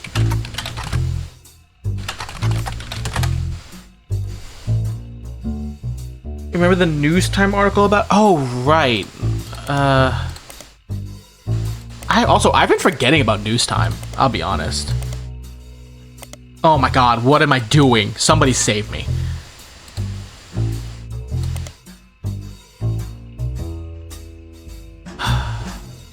Right, we know the wife's name was Carla. Of Sims, I'm sorry. Right, it was Colleen Webb.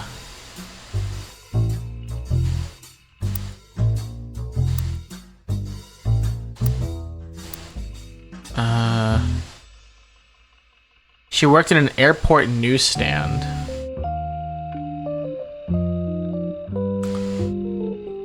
At the time, she was pregnant with their second daughter, and she felt right, and she left. She moved to San Diego.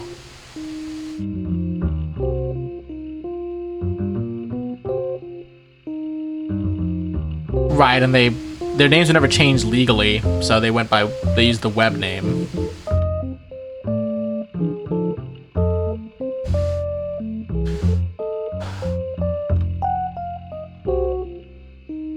I don't know what the daughter, because it doesn't say the daughter's names.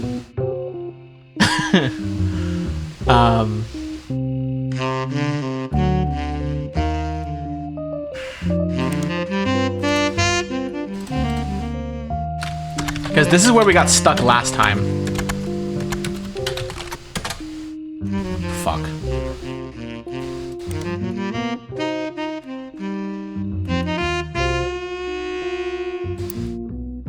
Yeah, this is where we got stuck last time and didn't know where to go.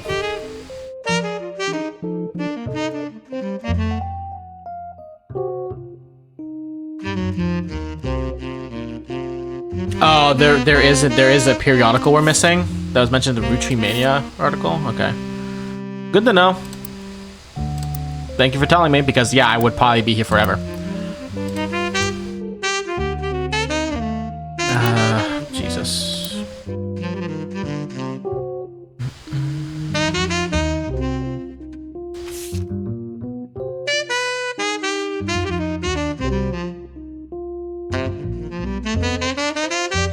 I mean, I guess I could just look up Roottrees Mania then. Let's see. Yeah, 'cause I think I mentioned like multiple. Fuck you.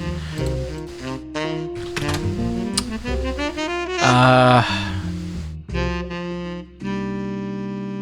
thought we did find all of them, but I wouldn't be surprised if I fucked up somewhere.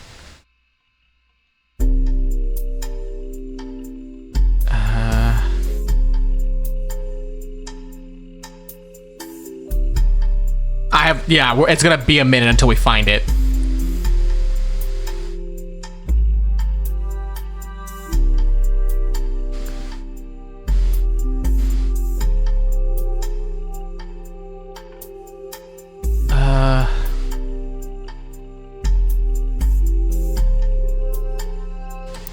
Because I don't know where it would be, you know what I mean?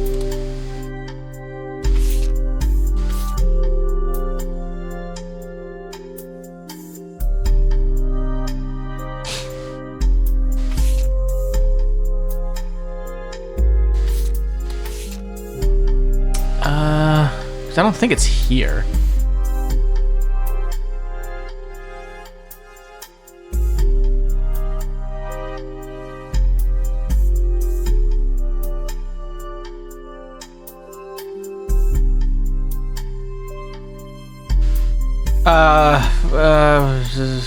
Oh, is it maybe?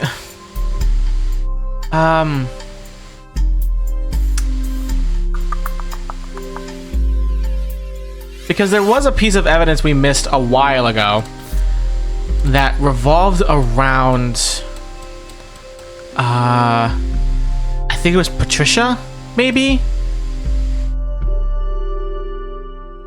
Because there was an article we missed out. It's on a completely different thread we haven't looked into on forever. Jesus Christ. Okay, give me a minute.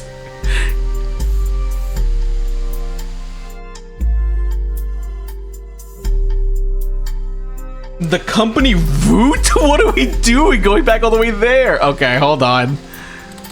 I guess that makes sense. Root period. Oh, yeah, it's a new version of the website.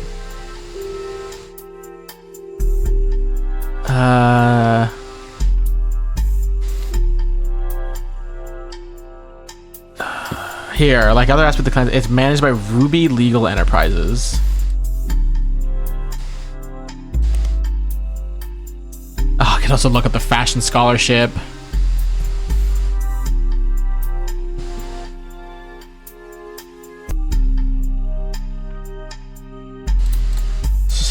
Let's just do this one at a time.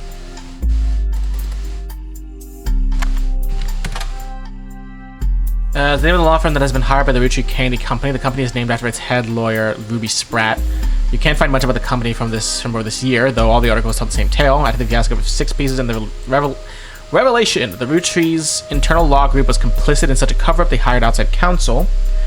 The Ruby Legal Enterprises group now seems to have ties to multiple aspects of the Roottrees Corporation, including the Candy Company and Root. They were recently in the news due to a high-profile lawsuit they raised against... Okay, so this person... Let's keep going. Let's keep going down this fucking rabbit hole. Hold on.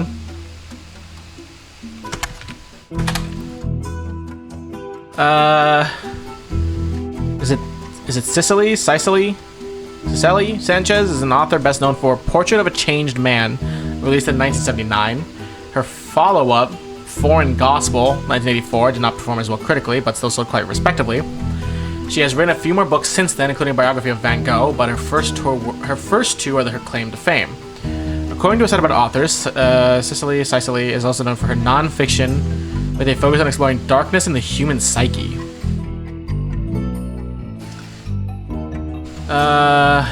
Oh, here. In a magazine called Picoty, it's by Piketty.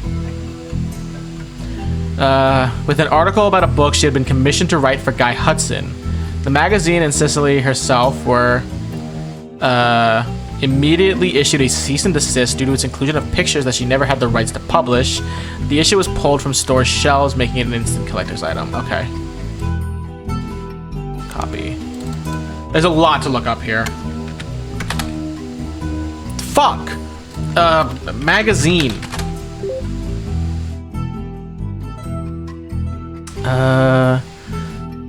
The period of fidget celebrities uncover. Instead, it tends to latch onto and create sensationalist headlines about whatever subjects appear to be popular at any given time.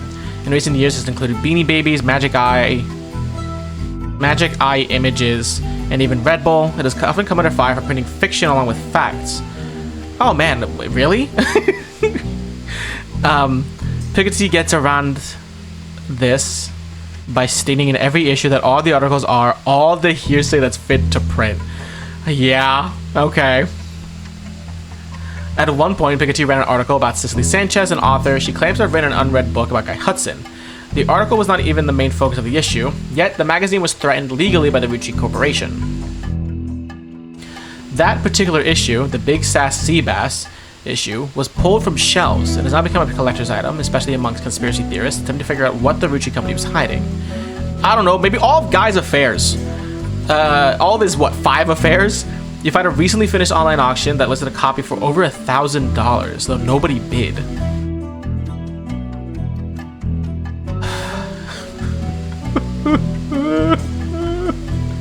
Okay, let's look this up. Periodicals, Piketty, this, there. In an issue that focused on a talking toy fish and the demonic messages it supposedly said as the batteries ran low, Piketty had an article about a canceled book by Cicely Sanchez. The book's subject was Guy Hudson, and the issue was said to contain pictures that Cicely did not have the rights to publish. Because of the pictures, this issue was pulled from store shelves, making it the subject of some conspiracies and an instant collector's item. Due to this recall, this version found in these archives is incomplete. Of course. Of course it is. Oh, look, the evil fish! Best album? Really? Could this popular gift be filling homes with satanic messages? Yeah, Basselbub. This was the issue of Piketty magazine that contained an article about Cicely Sanchez. The story concerned an unreleased book she had written about Guy Hudson. It seems that it was used. Oh my god! I know. We know.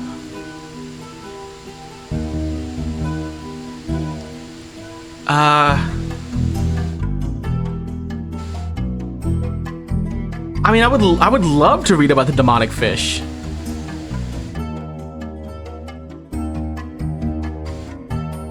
To the internet.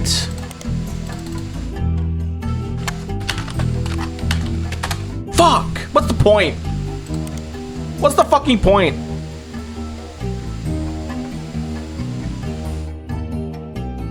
I'm over here trying to read about the demon fish and they won't let me.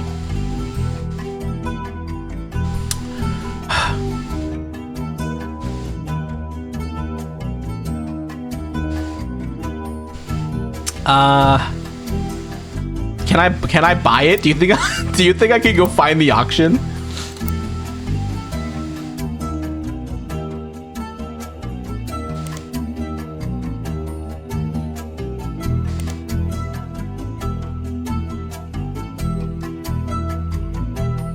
Let's bid on it. Come on.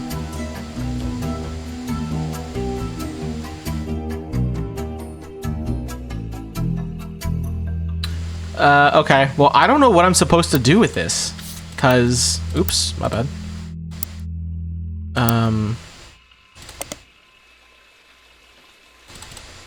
Cause I assume just looking up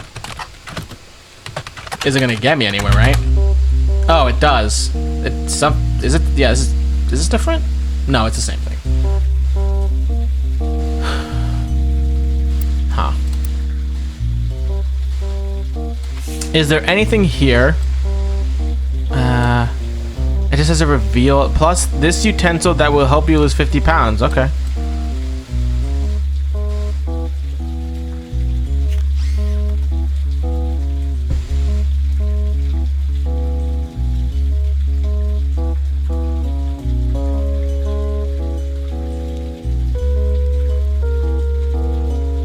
I don't know where we would find the rest.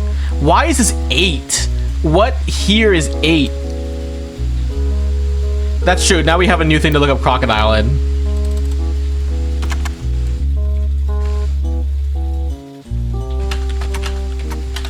The hit One Piece villain.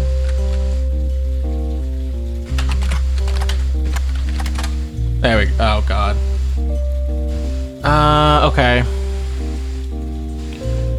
Once you look up the you look up the Billy Sims incident, and it seems they did report on it. You get a few bits of information, though it might not be useful.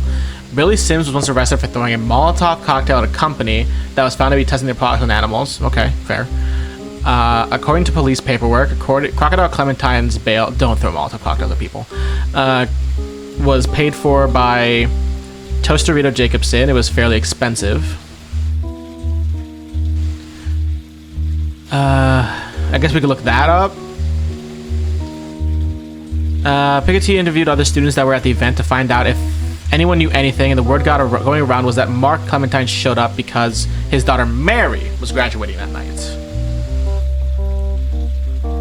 Okay, so that's one of the daughters' names. Very good. Probably the oldest, I would assume. Oh god, I'm all the way up here. Jesus. Maybe the oldest? When did this happen? Hold on. Do we know when this happened? It doesn't matter. Well, we can always switch the names. I'm just gonna put Mary there now. Okay. Let's look up this guy, I guess.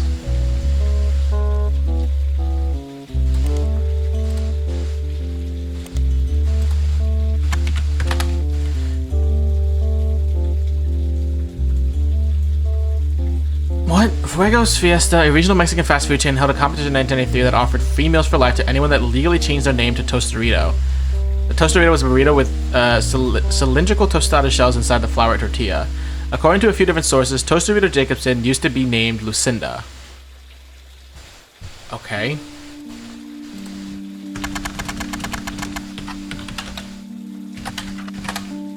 Fuck.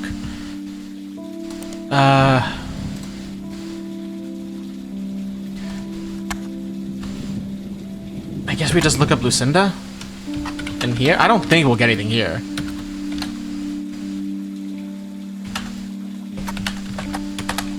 Yeah, okay.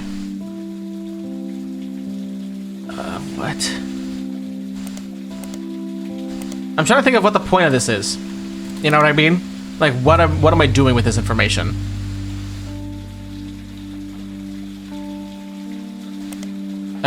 How about the Portland Telegraph, maybe? I don't know. Really?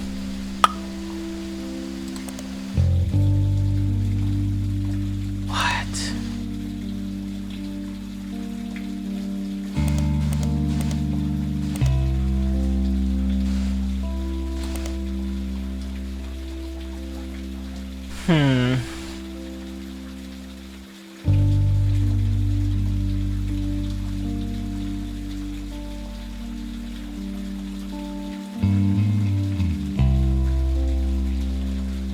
It was fairly expensive. Okay. We could try. Yeah, we could try searching up Mary Webb. Yeah. A Mary Webb in San Diego has a website called Web on the Web. Apparently, it's a personal travel diary that also doubles as an advertisement for a travel agency. Okay, so she's probably the oldest. There are descriptions of Mary's services, including booking flights and cruises. Almost all of them involve extremely niche audiences. It seems Mary is the #1 agent when it comes to booking spiritual vacations aboard ghost ships and specific hotel rooms that are said to be haunted. She also has a dedicated section for more traditional modern cruises that cater to specific groups such as fans of boy bands. Okay. In the diary entries, she talks about the trips she's personally taken, and uses that as an opportunity to feature descriptions of amenities and excursions that the ships offer, even when you're on them to see a specific band or ghost. There's also a picture of ships, hotels, landmarks and places she's visited, as well as a picture of Mary herself with the ship in the background. One of her diary entries actually mentions the day that the photo was taken. She was allowed onto the ship on a port day in San Diego with a professional photographer she knows. The photo of Mary has been added to your evidence. Okay, cool.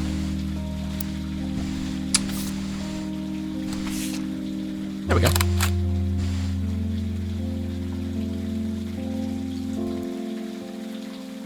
A company called Corporate Composition Photography is listed on the left. Okay, we'll look that up. Mary Webb from her website, Web on the Web, Paranormal Travel Agency. She's apparently found a niche booking vacation for lovers of the strange and unknown. This is a photograph of Mary in front of an alleged ghost ship from the 1800s. It was lost at sea and turned up without any crew several years later. Nobody knows exactly what happened, but fans love to tour it and come up with their own paranormal theories.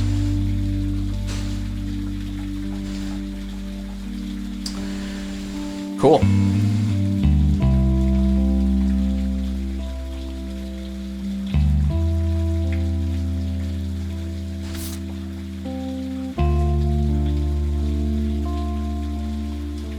Also, isn't that the plot of... I haven't played the game, I've just read the description. Isn't that the plot of Return of... Is it called Return of the Obra Dinn?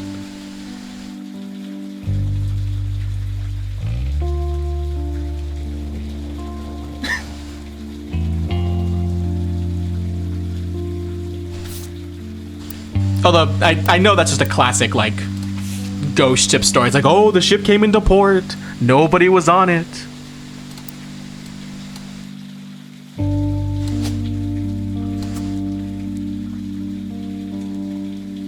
I don't think it is, because I think the whole point of Obra Dinn is you're trying to... I think everybody's dead on it, not that it's empty. So no, not the same. Mary is younger? It's possible. Yeah. We'll see. Let's just see if we can find out about the other company. Corporate Composition Photography. That is another game I want to play. I do want to play Obra Dinn at some point.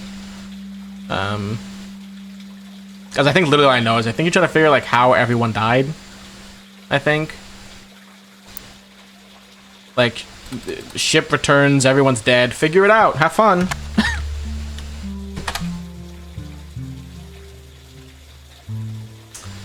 Corporate Composition Photography is a photography studio that was listed on a few different sites for businesses in San Diego. It seems to have been possible to hire them to take professional quality photos for businesses of all sorts. As far as you can tell, it appears to no longer exist. The company is also mentioned on a photography site with some IRC chat logs. It seems like the site is the personal page of a member of an IRC photography channel. They have archives of logs they've been saving since 1983. One of them was from 1996 when Val, the former head photographer of Corporate Composition Photography, did a Q&A with their users about taking pictures for promotional materials and print ads. Most of the questions and answers are pretty technical. They not only seem irrelevant, but generally go over your head. One of the questions, however, mentions that Val was on the cover of Telephoto and asks about Iraq. The question was quickly shut down by the person running the Q&A, who said, Val does not wish to answer any questions about his photojournalism days, nor does he wish to talk about LBP. Please keep this on the subject of commercial photography. Okay.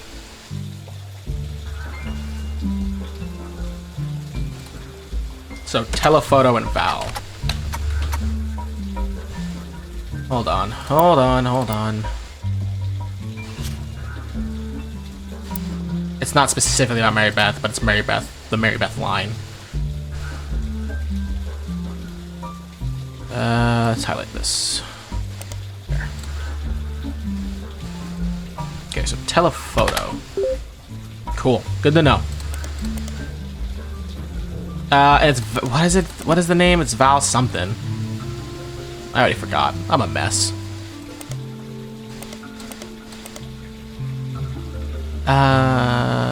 Oh, it just says Val.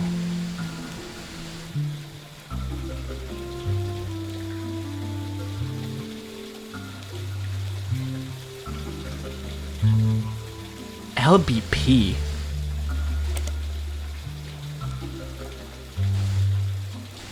Magazine. Yeah, just on. Okay. So how about we just look up Val? Fuck.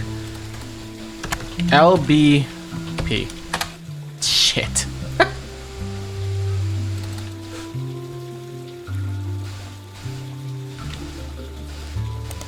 Fuck.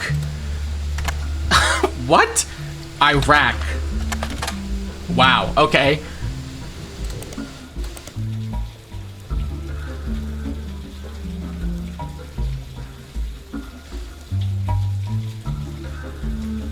Yeah, I guess we just search LBP because I don't know what else we would do.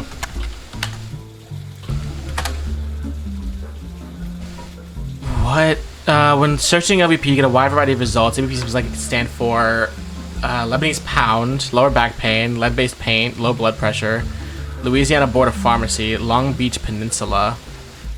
Some businesses also have the acronym LBP. Results include Lynch Building Plastics, Luxury Bridal Photography, Lexington Business Payroll, Lincoln's Baby Photography. Maybe it's that? Lincoln Baby Photography. Laura's Bras and Panties, Logline Books and Publishing.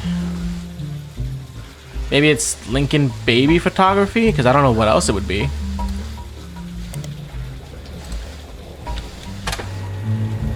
Lincoln Baby Photography seems like a solid lead, as it mentions a Val, an award-winning photographer, on the page. It's a business in Beacon, New York, and on the site it has a picture of a baby and a camera caption with Cam Lincoln reaching for his namesake. I guess he takes after his father, Val.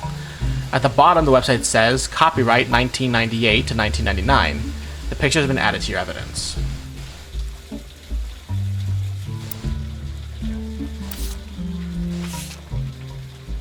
Okay. So his name is Val Lincoln.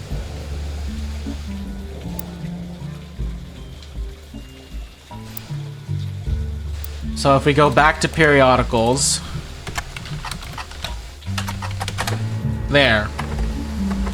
Val Lincoln was featured in Telephoto, the cover, which featured one of his photos, as well as portions of the article have been added to your evidence. I still don't even know who this guy is. I know he's the photographer.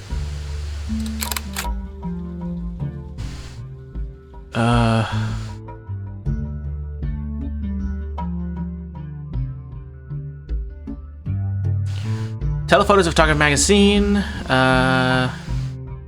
This 1992 issue focuses on the photo of Val Lincoln, a photographer who went overseas during Desert Storm. He won the Sepia Award for photojournalism, specifically for the photo on the cover. Val got his start in high school when he took a photography class because, in his own words, he couldn't decide what else to do and thought it would be the best career in the world to shoot for Playboy. Okay. But he quickly found he had a knack for it, and began to skip lunch in his free periods to spend more time in the darkroom. After graduating, he tried to pivot to landscape photography, but didn't have any passion for it. I work much better when I'm trying to tell the story of a person or an object. He got lucky when a photographer mentor of his own was going overseas to cover the war. Who was going overseas to cover the war decided to take a chance on him.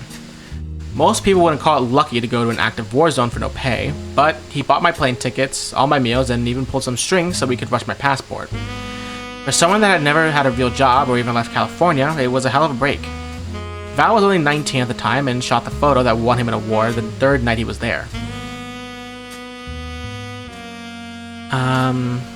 The photo depicts Lisa Clementine, who lost an arm in Operation Desert Saber. According to the article, women were not subject to direct combat, and Lisa was in a vehicle at the time. Okay.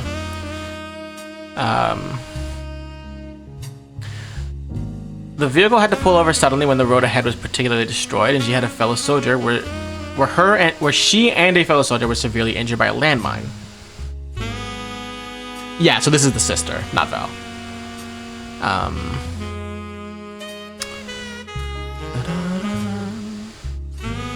The vehicle had to pull over suddenly when the road ahead was particularly destroyed. And she and a fellow soldier were severely injured by a landmine. Val says, I ran into Lisa just after her surgery. And, oh my god, I can't read. And took this picture. Then, until she shipped out, I kept finding excuses to go back and take more pictures of her. I guess it was fate, because that's the photo that won me an award. Got me into your magazine and also led to my engagement. Just earlier this year, she agreed to become Mrs. Lincoln. Cool.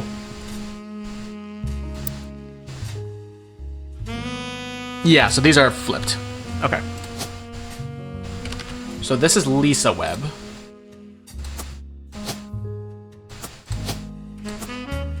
This is Mary.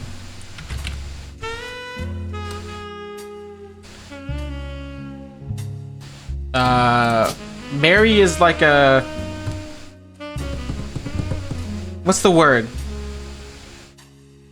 Travel agent? Yeah, there we go. And then, is Lisa still a soldier?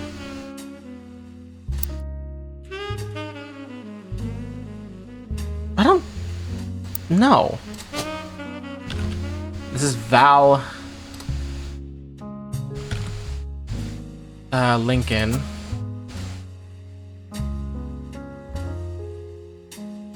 Yeah, it might be just her last job, but we'll do that in a second. Then this is their child, who is Cam Lincoln. I don't know, just baby. And then maybe like soldier or enlisted. What's the term? What am I missing here? Oh, military. There we go. Thank you. 1, 2, 3. No, something's wrong. Because we need 4, right? Yeah, so something's fucked. I don't know what.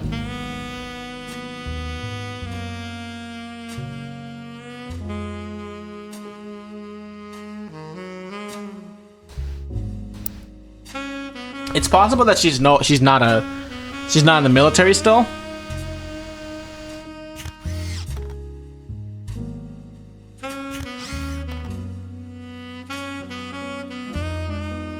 Oh, it doesn't look like she can be, because I assume this is her arm and it's amputated, right? Unless the rest of the arm is hiding somewhere. No, I can't tell. Yeah. It looks like it was... It looked like, at least, that it was amputated.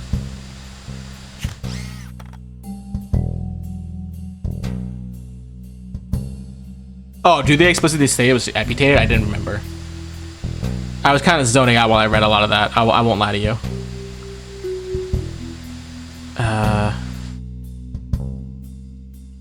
It says she was severely injured.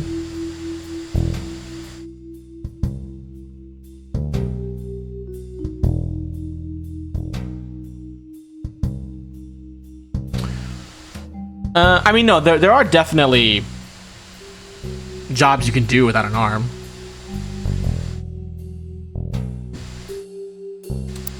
Let's see.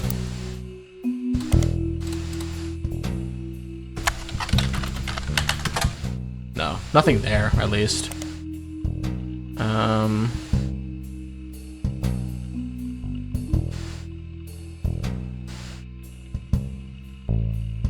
I mean, yeah, I guess Lisa Lincoln, yeah. True. Yeah, there we go. An amputee who lost a limb in Desert Storm. She runs a support group for fellow veterans in Beacon, New York. She makes another appearance listed as professor at West Point. There we go. She teaches classes that contribute to their environmental engineering major. Her short biography on the staff page mentions that she had a passion for the military from a very young age due to erroneously believing that a family member was an Air Force pilot. Right. While she later learned that to be untrue, her passion remained as she joined ROTC in high school. From there, she enlisted. After returning from Desert Storm, she earned her degree and relocated to West Point to teach a few years ago. Cool. Oh yeah, no, it really does explicitly say she lost an arm. I did not absorb that. I did not absorb that part of the statement. Okay, cool. So she is a professor. This is why Chad is here, because I would not have gotten that. Oh, something is still messed up though. But what?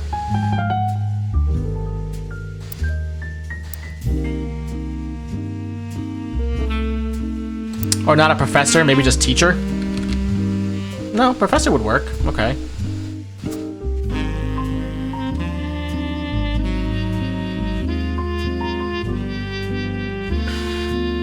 Oh, right, because it's not legally changed. Yeah. I thought because that's what they went by, but no, you're right. They wouldn't have legally changed them. There we go. Yeah. I thought it wouldn't have mattered. But you're right, it would. Let's go! We locked in two. We locked in two infidelities, guys.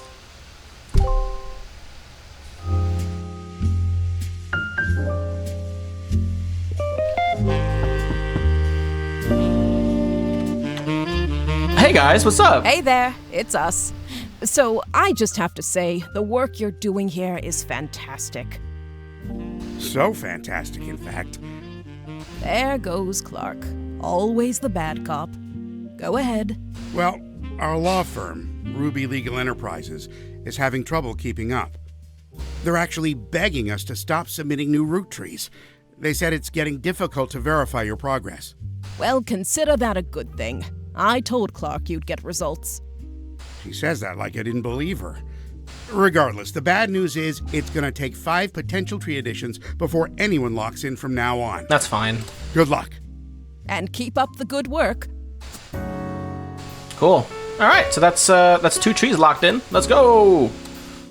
Now we have the entirety of fucking Guy's infidelity and this one right here. All right.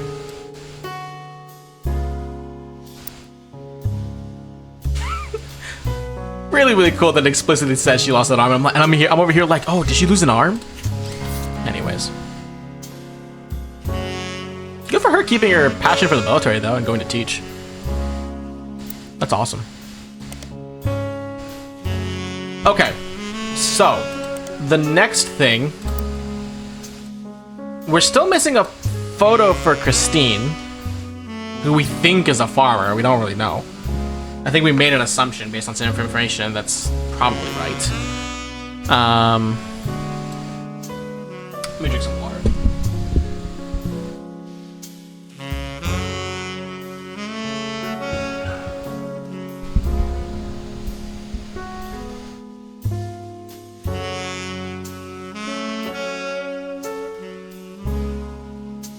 You have an insane theory based on the fruits Guy Hudson tried to make their flavors? Okay, let's see. Let's go look. Okay. I think the last page would be enough. Sugar plum. Strawberry. Chigua. Butterscotch. Caviar. What's your theory? Let me know. Let me know your theory.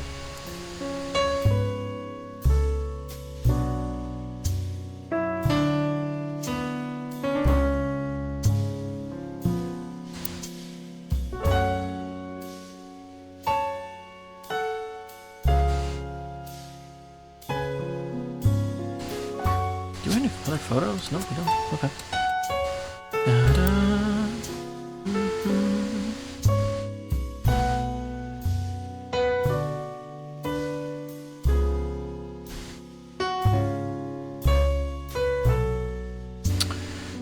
Let me see what else I can find in the meantime.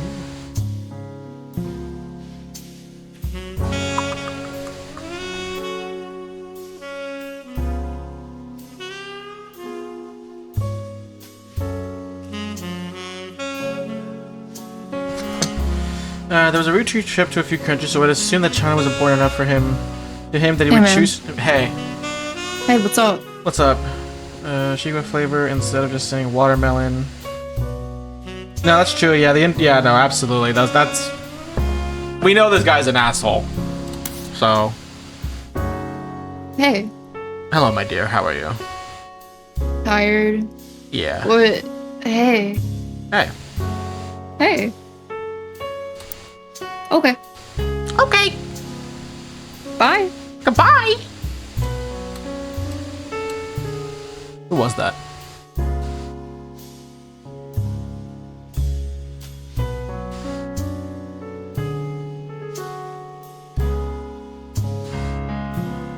Anybody know who that was?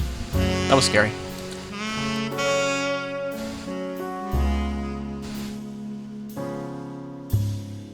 No clue, sorry. Yeah.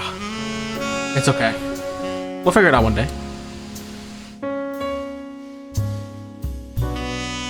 I mean, we can look up Roottrees China. We can see. I see where you're going with it. Yeah. China Roottrees is one of the companies created to manufacture and distribute Roottrees candy. It was developed as part of the Roottrees Everywhere initiative in the summer of 1979. During the late 70s, China began to go through a period of economic reform. This led to new opportunities for American companies, and the Roottrees Candy Company decided to pounce. Lang Hongbo, who was said to personally win over the Roottrees family and was the owner of multiple textile factories, did not wish to import the ingredients and build a special factory to manufacture the candy in China. So instead, they made a deal to import bulk unpackaged Roottrees candy and labeled it for not only China, but additional markets. I feel like I was actually jumped us ahead. No, we're fine. We can just look up the Roottrees Everywhere campaign after the fact. No, I think you're right. That it makes sense to look up the individual countries. Hongbo, who was already in his mid-50s when the deal happened, only had daughters, and his brother, Lang Hongyu, took control upon his death in 1986. After Hongyu died in 1982, it passed to the oldest child from the next generation, Lang Xinyu. A lot going on there. Okay. Oh man, this is gonna be messy. I can already tell.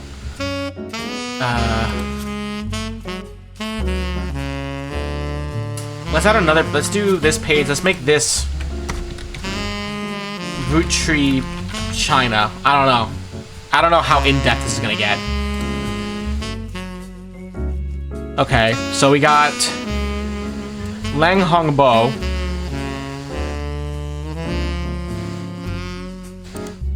Then we have this entire thing right here.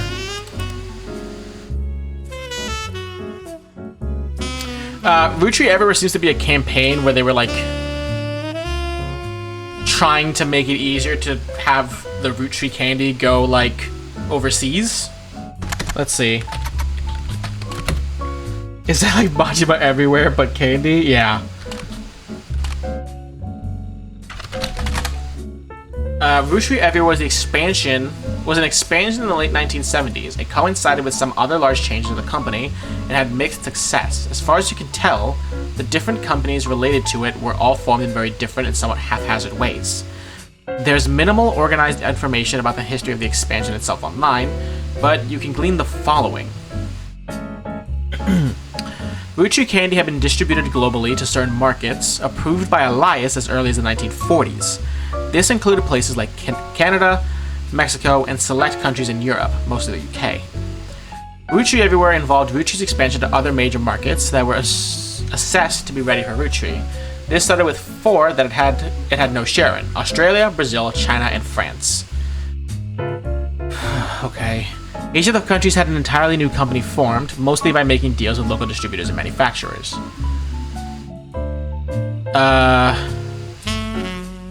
Roottrees Aus, Roottrees Brazil, China Roottrees France. Oh boy! Okay. Okay.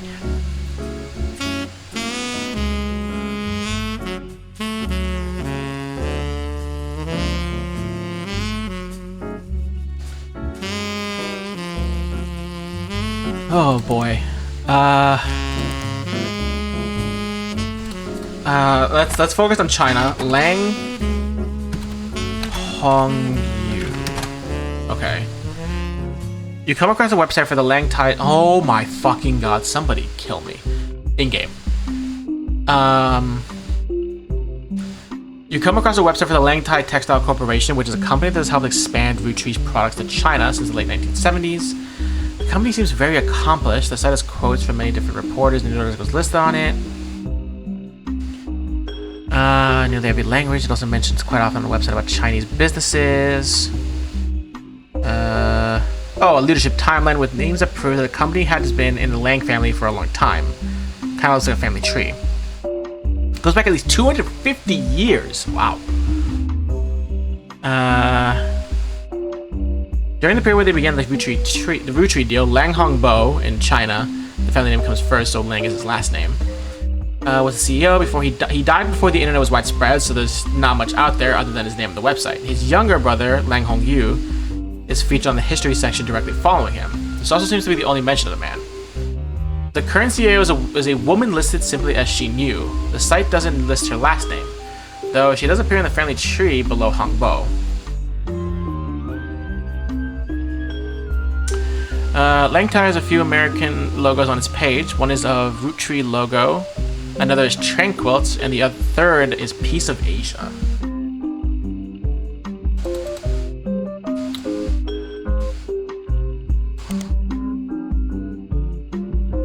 Okay.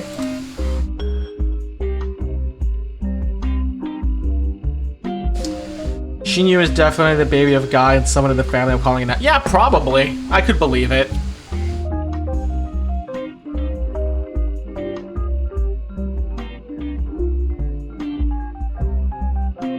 Okay, let's look up Tranquilts. Let's highlight this as well.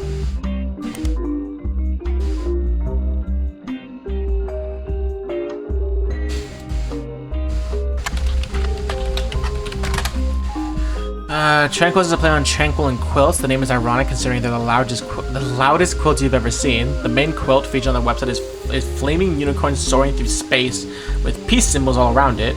Although they were listed on the website for the Langtai textile company, they don't seem to have much of a connection. It appears that they import cloth. Okay.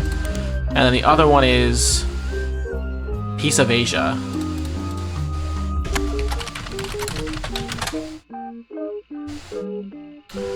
Piece of Asia is the American arm of Langtai, located in Pittsburgh, Pennsylvania. According to their site, the Tai in Langtai translates to peaceful, so they chose their name in America to match. There are a lot of other companies listed here, too many to investigate, as very few of them seem to have any relevance. It seems Piece of Asia is nearly as accomplished as Langtai.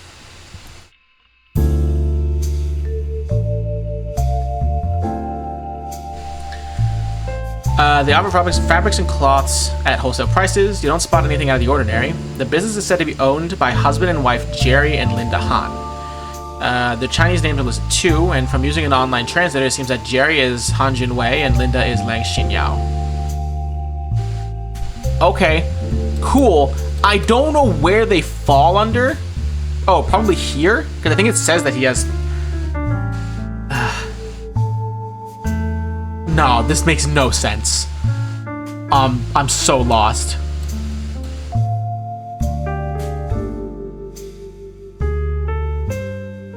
Oh, God. I don't know where this would fall.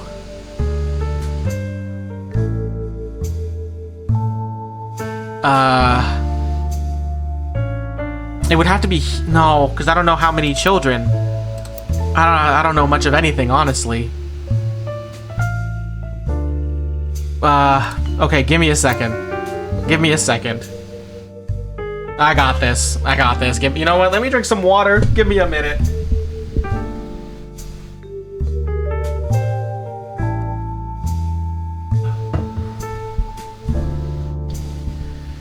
Okay.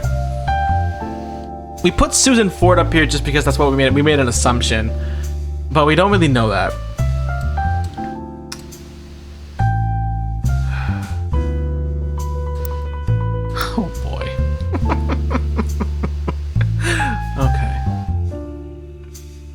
Let's highlight this. Can we look up Lang Xin Yao? Nope, that didn't work.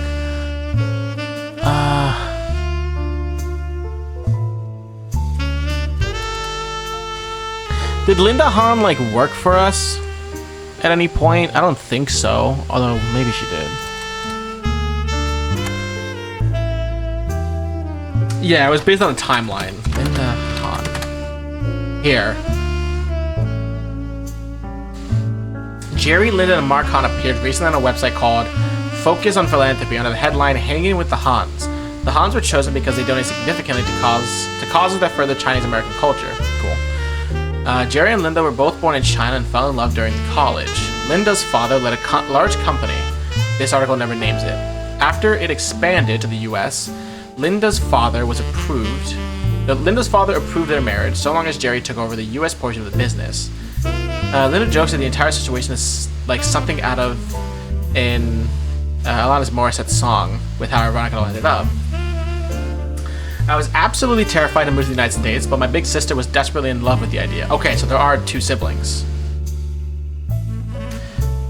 She used to have this Butch Cassidy poster on her wall and was obsessed with Robert Redford. But somehow, Jerry and I were the ones sent here, and now we can possibly imagine going back. When we had Mark, we never even considered giving him a traditional name. Meanwhile, my sister stayed in China and has thrived there. She doesn't even like visiting the US anymore. Our kids are complete opposites, though. Mark couldn't wait to travel abroad as soon as he was old enough. He's actually in business school in China now, working with my sister. Our niece who grew up there, was the opposite. She couldn't wait to get here. She started calling herself Lucy Lang in high school and flew out here as soon as she graduated. The name change apparently drove my sister absolutely loco. Okay, so it's...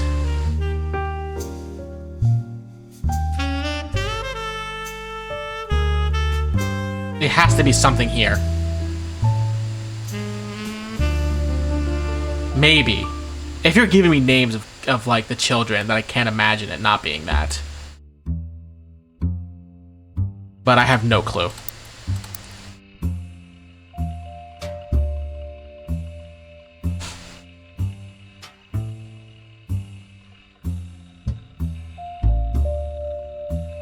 Okay, so it's...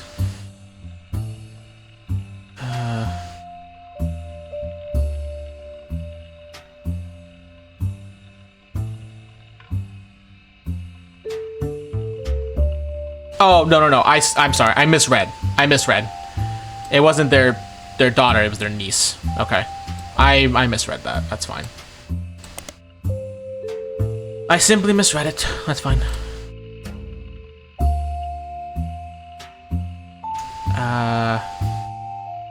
Do we know the sister's name?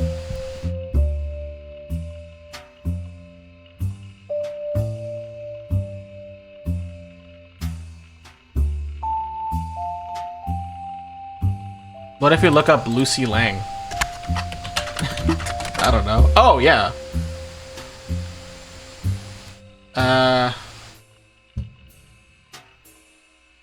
Lucy Lang is not exactly a common name, but it's not the most uncommon name you've come across either. There are a few that come up with searchable details, so it might be possible to narrow down your possibilities. Lucy Lang is mentioned on a robotics team as part of Team Talon Claw.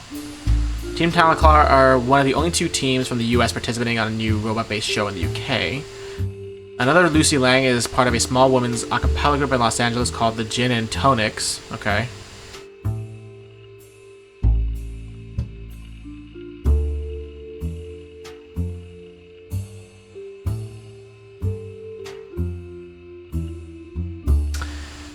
Sorry. A third Lucy Lang works in New York for a business called Corporate Synergetic Solutions Unlimited.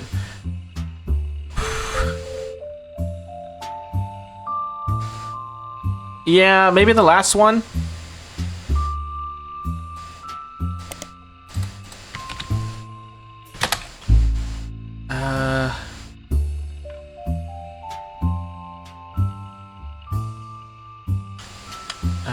Ranked one of the top facilities in the world by business work.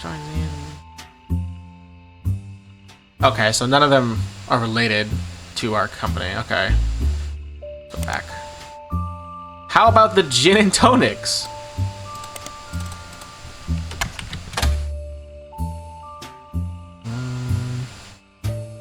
Not relevant. Okay. How about Team Talon Claw?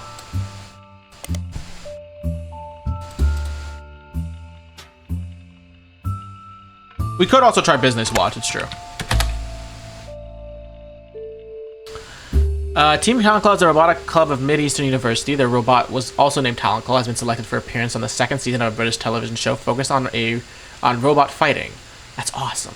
A small blurb mentions that robot fighting leagues have existed for a few years, but there have been recent moves to televise it. Talon Claw was one of the 2 teams selected from the US.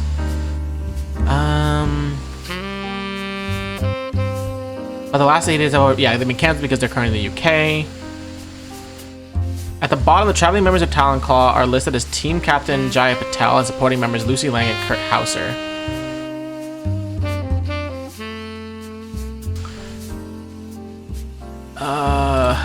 Do I look up their names? I'll look it up in Business Watch just in case, but I don't know how old they are.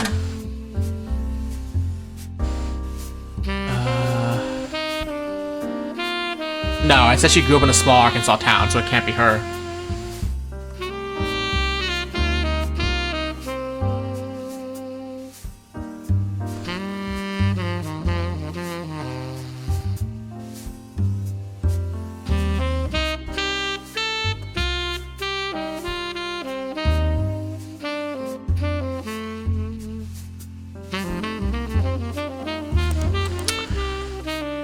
Yeah, we can try Mid-Eastern University.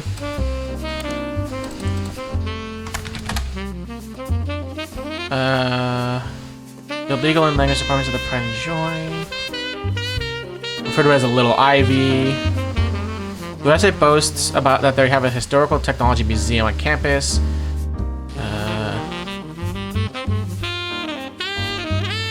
The Herald.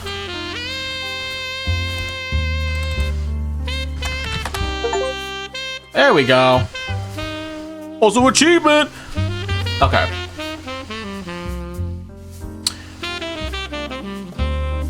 Okay, so now we go to the Herald. Where is it? And we look up Lucy Lang. There we go. The one that catches your attention is Lucy Lang. She grew up in China as Min Lang, but came to the US specifically to attend university. She says she grew up around factory-scale machines that assembled products that would be shipped all over the world, and the moving parts and automation fascinated her. However, as she has progressed through her major, she's become obsessed with smaller, more powerful hydraulics, such as the mechanism that closes Talon Claw's weapon. In addition to robotics, she loves linguistics. One of her hobbies since coming to the States has been collecting accents. In her spare time, she practices not only removing any trace of her native inflection, but also quickly switching between multiple different regional accents. She feels her personal best is the Southern Belle, but her favorite is the Valley Girl due to its use in popular culture. Cool. Really fucking cool. Oh my god, that's... Oh my god, they're building fucking... Oh my god. Oh my god, they're building war machines.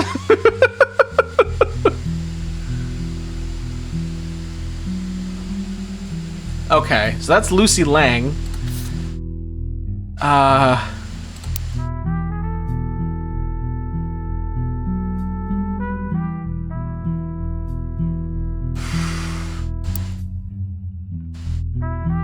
Okay.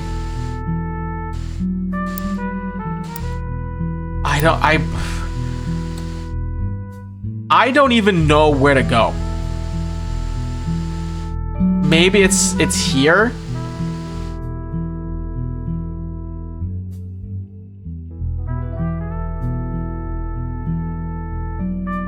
I still don't know the sister's name, right? I don't know what, like, her mother's name is. Or not, I'm sorry, not sister. I meant,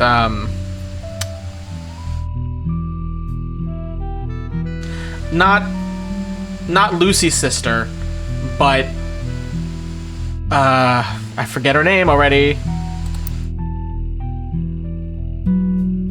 Yeah, no, not Lucy's sister, but Xin Yao's sister.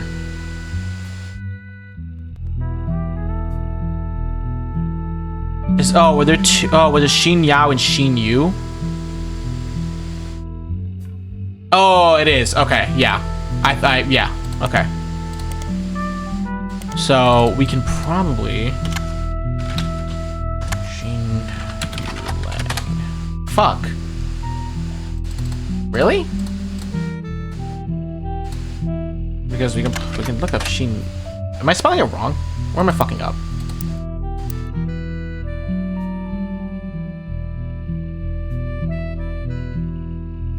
No, I agree. Yeah, that Lisa or Linda and Xin Yao are probably sisters, or Xin Yu are probably sisters.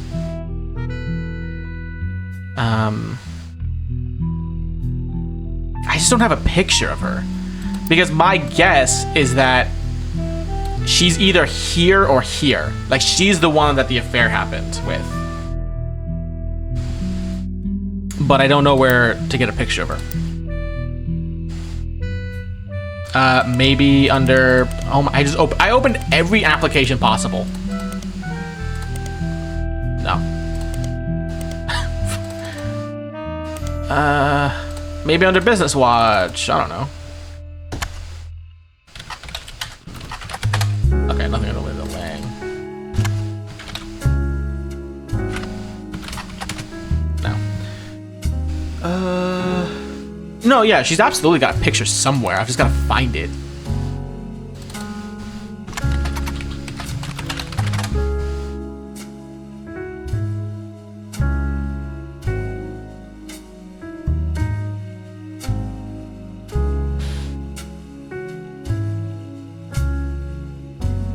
Yeah, from the Next Generation, Lang Xinyu, but I can't.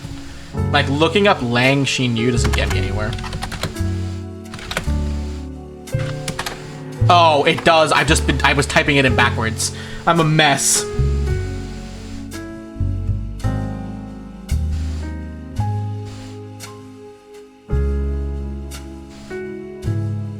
Lang Xinyu in China, the family name comes first, so Lang is her last name, is a businesswoman currently running the Langtai Textile Company.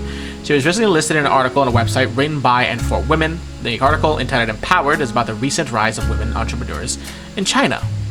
The article states that due to her lack of brothers, she has a younger sister. Lang Xinyu took over as CEO of her family company in 1992. After her elder uncle was deemed unfit to run the company due to mental deterioration, this was apparently an extremely controversial move amongst the company's employees. And some of them, the article does not state how many, quit and wrote a letter stating that she must have coerced him in his vulnerable state. Since then, the company has been performing well. Her nephew, who is currently her second in command, is expected to take over when she retires. In the meantime, the board's stance has been a twist on a popular proverb. The article roughly translates it as, someone that has proven they can do something well, someone that has proven they can do something well can do it 100 times well. An unproven leader could doom us all. The article also offhandedly mentions that Xinyu was an early adopter of IVF and helped her sister have a child. This is an unsourced picture of Xinyu in the article. It says that it's from 1992 when she took over. She was 45 at the time. It has been added to your evidence. Okay. Oops. My bad. Okay.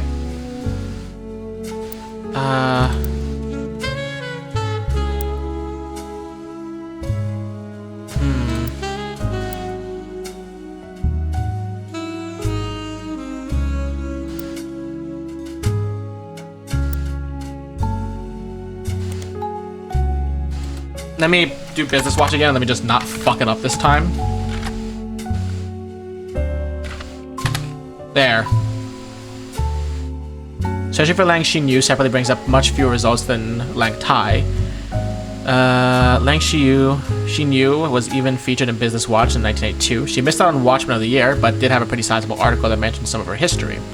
She was born in 1947, the first of 2 children. Her mother was already in her 30s when she had her, and had trouble conceiving a second time until 3 years later. This was Xinyu's sister.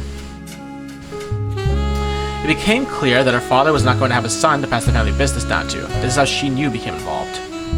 Her father stayed the president of Lang Tai for a very long time, and his daughters grew up. He began training them in hopes that one of them would have a son who could take over. One helped him in China, Xinyu, and the other in the USA. Neither were given any official titles. When he died, due to societal dynamics, the business passed to his male sibling, a younger brother. Many in the know knew that this could be a problem. His brother, Xinyu's uncle, was not a businessman and was not much younger than his brother. During this time, Xinyu essentially ran the company as her uncle's consultant.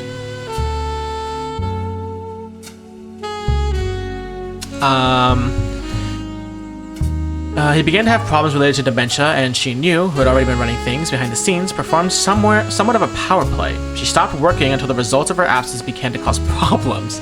Only then do they admit they needed her. Oh my god.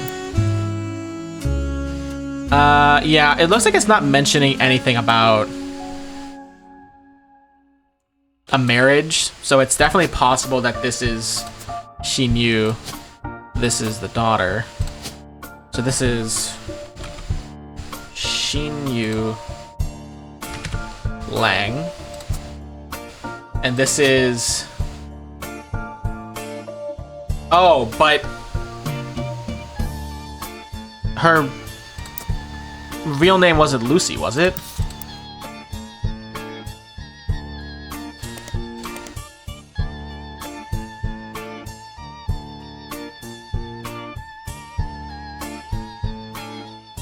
Oh, it's Min. Thank you. I didn't write it down. Thank you. Okay, Min Lang. Thank you very much. Because I had forgotten. She's in college. And she's a CEO? Okay.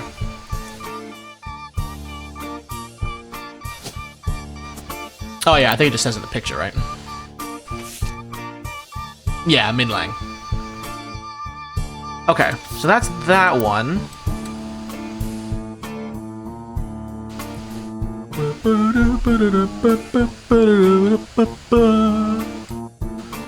Next would be, well, it would be, Jesus, it would be looking up another country, right? So it would be Roottrees, Brazil.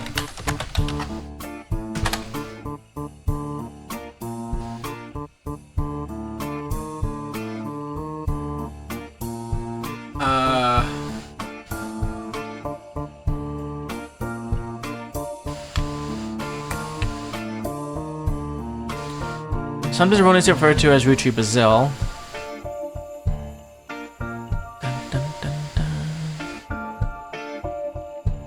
Unlike some of the other Roottrees Everywhere results, Roottrees, Brazil seems to be a success. You do some rough translating and find a significant amount of information about it. Brazil was the only region in which caviar-flavored 5 pieces released at the end of 1978 were a hit. Really? Okay. I'm being for real? The primary reason that the factory still exists to this day is solely to create that flavor, which comes in its own standalone 5 pieces bag with Portuguese writing. A small town named Alvalagos, near the municipality of São Bernardo de Campo, became the location chosen by the Roottrees Candy Company after a newly elected local politician named Edson Soares,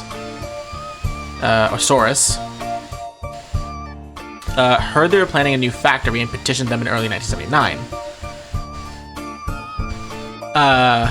The factory was controversial as locals did not want it there. The Roottrees visited Brazil around Christmas and managed to break ground on the project. Since then, however, it has been operating relatively smoothly, except for 2 incidents.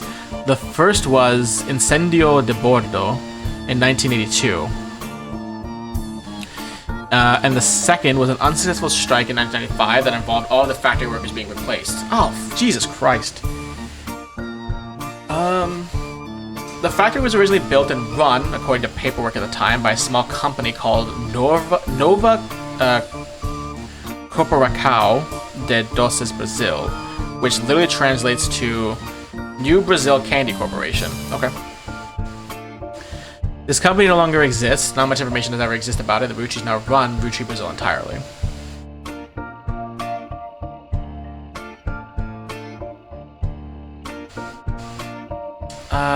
I mean, there's a bunch of events we can look up, but yeah, I'm not sure where this would go. What was the Incendio de Bordo?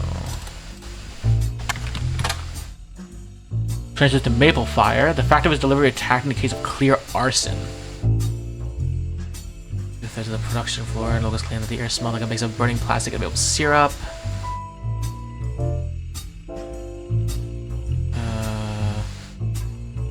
As backlash to perceived corruption in the government at the time. The mayor of the city was found to be receiving a cut of the factory's profits. Okay.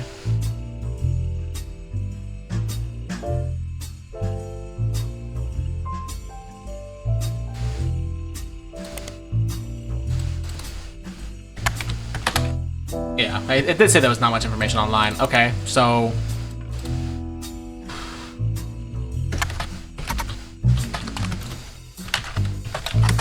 No, I just looked up the same thing.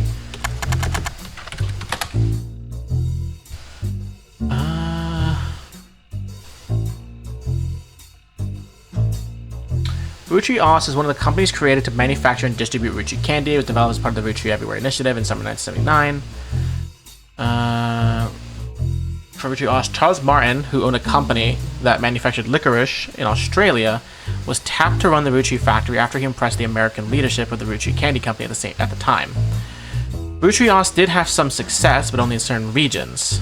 The manufacturing leg of the company shuttered in 1982 after the death of Martin, and Roottrees now serves as an importer and distributor. Okay, how about Charles Martin?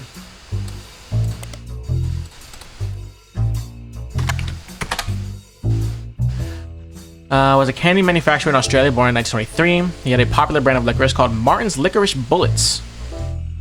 Most of his history is unrelated to the Roottrees. However, in 1979, he helped to develop Roottrees. He used his own wealth to build a new factory, and they distributed the maple treats through the same methods he had already been using for his previous candy venture. A website about Australian commerce mentions that he had a very unusual business agreement with the main Roottrees company in the US. Much like how the Clanset Trust distributes the profits from the Roottrees company evenly to the Roottrees family, the profits of the Roottrees would be split 50-50 between the American Roottrees company and Martin himself, for him to do with what he wishes. This made Martin very, very wealthy, but also led to many cost-cutting measures meant to increase profits as much as possible, right? Especially towards the end of Martin's life in the early 1990s, Roottrees candy gained a poor reputation in Australia and sales suffered immensely. Charles' vast fortune was passed along to his daughter, Robin Martin, who sold both businesses at first opportunity. Let's see.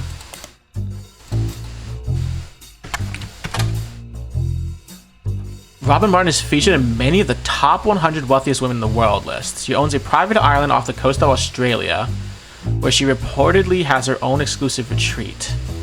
She has no husband, and there was a widely circulated rumor somewhere in the mid-70s that she had a medical procedure to ensure she never would have children. You find a joke on a site called Edgy Jokes that implies she's quite promiscuous and has a punchline involving Robin's eggs. For what it's worth, Martin seems to lean into the rumors. In the 80s, she once showed up to a charity function with 3 very attractive men, each wearing a shirt that said simply "Satisfied Partner" on it. Oh my god.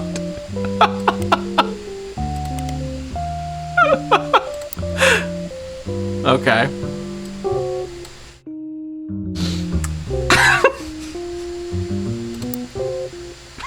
Okay.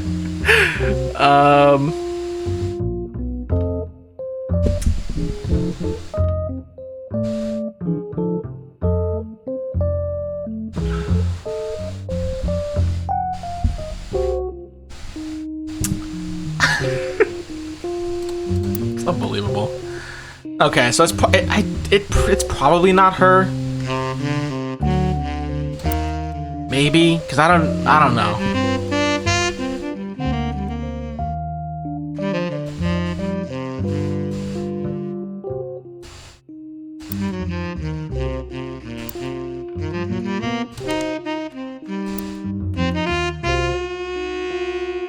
I'll keep it in my head, but like I don't know. What was the other one? Let's see, Roottrees Everywhere.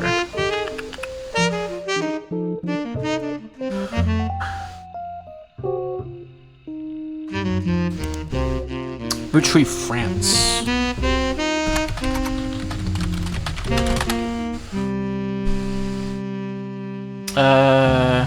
Roottrees France was a non-starter. Negotiations broke down pretty late in the process, and then the leadership of Roottrees went through a very charged change soon after.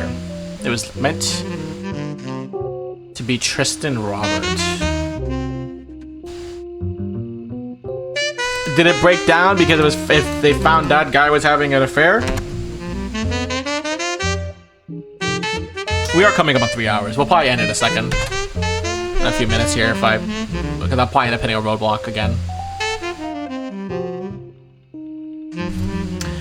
Tristan Roberts is a businessman who at one time was in negotiations to take over Roottrees France. He's still alive, and you come across an interview unrelated to Roottrees from a few months ago. It seems that other countries have not been immune to Roottrees mania. As you recognize the word Roottrees in one of the questions, it seems the interviewer snuck in a question about his experience with the company at the end of the 70s. The article is in French and takes some time to translate section by section. He mentions Guy by first name only, and the tale he tells is quite ugly. Oh boy. The translation is as follows. Guy, the president of Roottrees, was one of the worst men I have ever met. I can believe it. It makes sense. It adds up. He approached my wife about having an affair, which she refused. Then he kept insisting that this was the best way to celebrate the end of our business contract. I don't think he expected her to say no, and I don't think he thought she would tell me what happened. I punched him in the face and refused to attend another meeting with this man. They lost a lot of money in the deal because not only was he a terrible person, but he was also a terrible businessman. When he died shortly after, it felt like the universe was working things out. Oh my god. I wasn't surprised to learn he had a secret child. He seemed to treat women like collectible pocket monsters. It seems mentioning Pokemon slightly sidetracks the question a bit, and the interview never returns to the subject of Roottrees. Okay.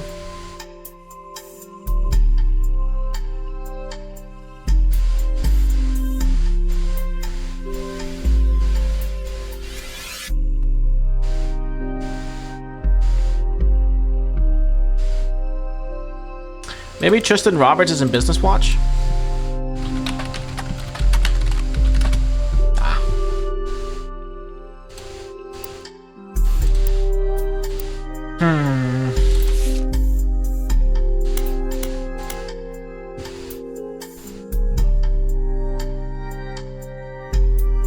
Oh, Clark could absolutely be in Business Watch. We can look it up and see. It would be Clark Rafferty LaRue. No. How about just Clark Rafferty? No.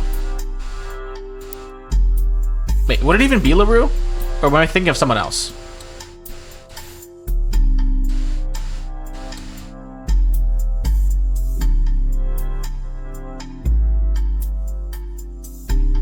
Oh, LaRue is one word, you're right.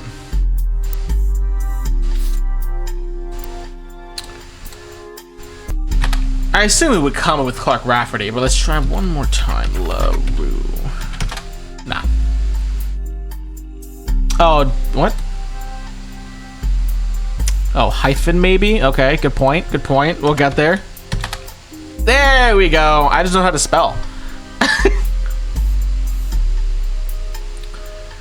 Clark Rafferty LaRue, as well as Ruby Spratt and her company Ruby Legal Enterprises, were featured in Business Watch after the company took over as the keepers of the Clanset Trust.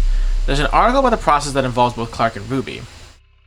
It seems that Ruby actually approached the Roottrees sometime in late March after the Roottrees Rift, but well before Roottrees Mania. An accomplished but relatively low-profile lawyer, she offered to work for very little money, so long as she could be a public face to build a reputation. The family quickly jumped on this chance, as many family members often attempt to spend as little as possible to keep their shares of the Clanset Trust as high as possible. After looking over the Clanset Trust more carefully than anyone in years, Ruby came to the conclusion that Clancy Edward Roottrees' implementation was not legally sound, and that there would be constant legal challenges without some modifications. The family decided to put her in charge of the trust, both legally and as a public face, to prevent further issues. Ruby Legal Enterprises has been described as a mix between a law firm and a PR firm. Her first move, as sort of a trial run before she was even hired permanently, was to help them draft a public statement accepting Fam into the family and declaring that they'd begin to address the Clanset Trust.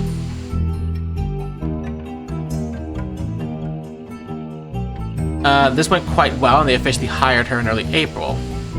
Ruby Legal is now in charge of many financial aspects of the company, including verifying any claims to the trust and organizing the various charitable causes into scholarships that have been set up in the name of the deceased. Oh, that's also one thing. There was a scholarship for the daughters.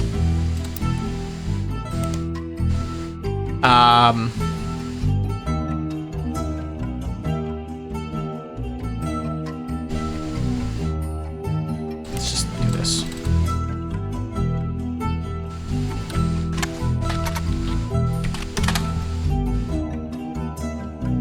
Yeah, the Roottrees Sisters Fashion Scholarship. I don't know if this will get me anywhere, but fuck it. Oh, we can also look up Ruby Legal, yeah.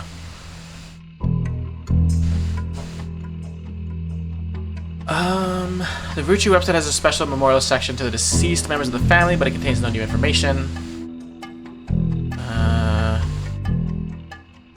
Brenda White. Oh, it didn't even send me anywhere new.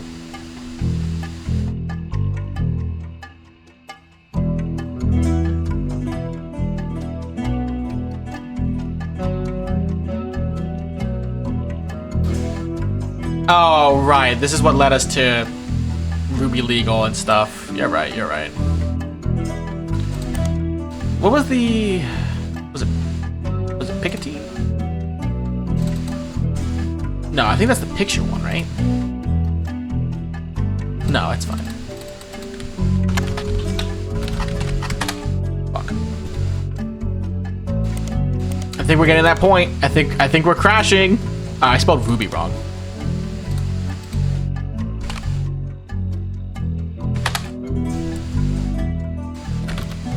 Ruby Legal Enterprises.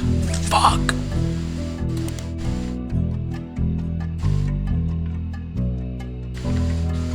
I think we looked this up. I think we looked up Ruby Legal Enterprises, and it was like, oh, here's a bunch of stuff about them suing people.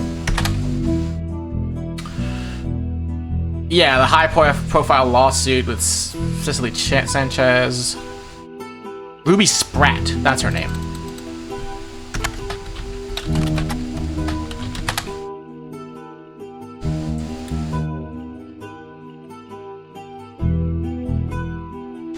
We couldn't learn anything from the article, from the Seabass article, because most of it's missing because of the lawsuit. So we need to find the rest of it.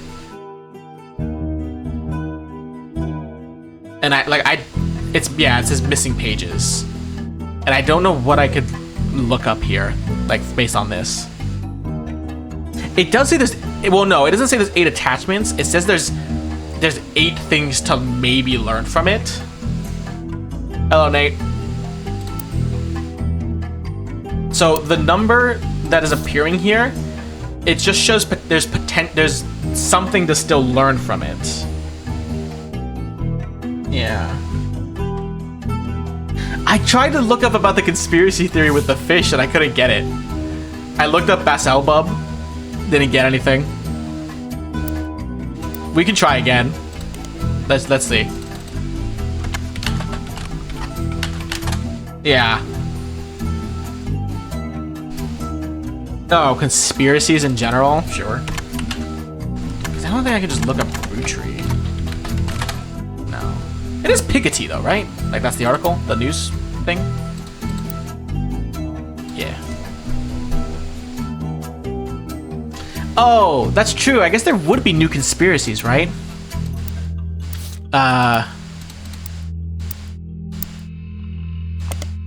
Let's read this though about Ruby Spratt, because this is new. And then I'll look up conspiracies. Ruby Spratt, like a legal company, is relatively elusive. The most complete source of information you can find from before time with the Roottrees is from the website from a magazine owned by a major airline. She was the subject of one article from a recurring series about modern-day success stories. She grew up in foster care, but excelled at school and earned a scholarship to study at Mid-Eastern University. Oh, so she was at Mid-Eastern, okay. There, she graduated at the top of her legal class and was quickly hired as a lawyer for a prominent firm. Okay, let's do something. Hold on. Oops.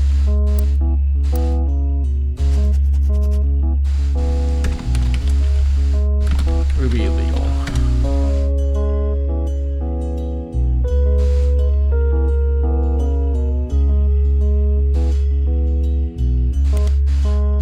Okay. There are a few high-profile corporate-involved cases she was a part of. One was a legal consultant for a class-action lawsuit against the manufacturer of steering wheel covers. Another was to help a local gas station chain in her hometown of Portland with the rollout of a promotion that allowed gas station customers the ability to bet on the price of gas. The blurb ends by calling her new firm a double threat. Her company's services are a cross between a traditional lawyer and a PR manager.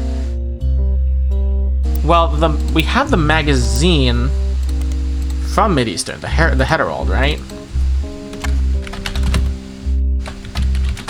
There. She graduated at the top of her class from the Mideastern Legal College. Her valedictorian speech was somewhat controversial at the time, as it was quite serious, with a heavy focus on wealth inequality. This didn't go over well with the predominantly middle and upper class audience in attendance. The editor of the Heralds at the time said Ruby, unsatisfied by simply earning her place at Mideastern with a full scholarship, went on to earn a captive audience of her peers with a perfect GPA.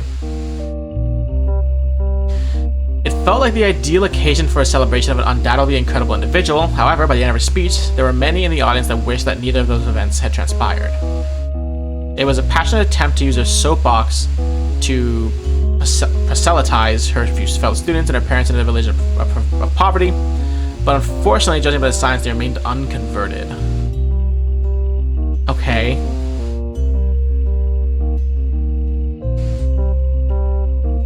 I don't really get anything from that, unfortunately.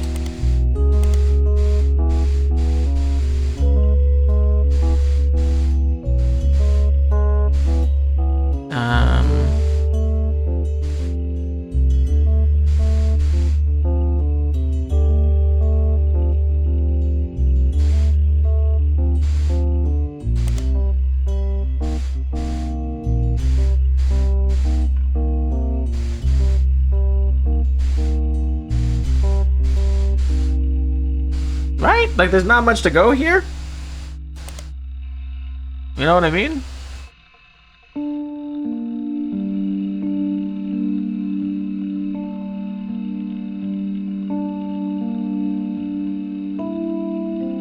Unless we look up the legal college, maybe?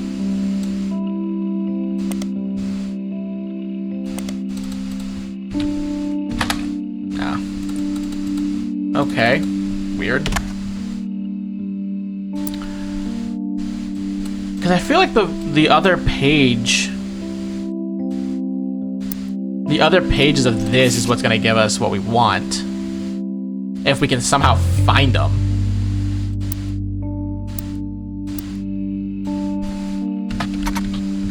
Roottrees curse. During your initial search, you came across Thomas Overwood's conspiracy page. 8 months later, the page still exists and is thriving. The visitor counter has reached 7 digits. Many older articles have been replaced. It seems that the recent uprising in Roottrees news has left Thomas Overwood with a constant stream of events to base new theories on. More than one of these theories involve Roottrees deaths being faked. According to Overwood, statistically, when you have this many high-profile people who have died in a family, the odds are that one of them faked their death. It's just math. This newfound focus on death faking seems to coincide with posts mentioning that he's begun believing that guy's not dead theory. In his own words, my eyes have been opened. All of this is beginning to make too much sense.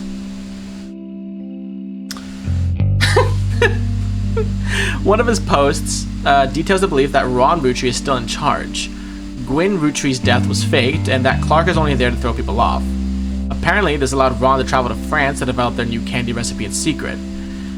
Another is about rapper 5Ps. He can't possibly be a Roottrees. One of his first album, Song, when he was performing under the devil name, actually mentioned that he wanted to have sex with Raina. Not even Sam Madsen is spared. According to Overwood, the author of 6 Pieces isn't real. Sam Madsen is an anagram for Am Madness. They're purposely leaving hints for us. He claims that by using 6 Pieces with Lauren Roottrees' book as a one-time pad, he has begun to decrypt the cipher. Most of the cipher has seemed meaningless, but he managed to pick out the words people and vastness and is working on figuring out what it means. There's also a request at the bottom. Next year, 2000, is a leap year, and Overwood is looking for funds and volunteers to catch the Roottrees red-handed in Operation RT-29. He specifically mentions not to volunteer if you've ever drunk Spirit Cola, but doesn't go into why. Well, isn't that because, like, wasn't the whole Spirit Cola, well, like, if you drank it, you would die in the year 2000?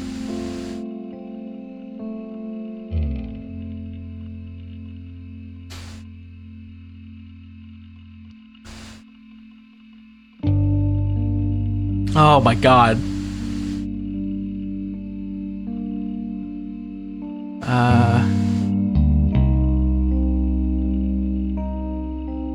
Mayan ruby skull. Oh my god. It seems that Operation R29 is real. When does the helicopter land on February 29th, 1996?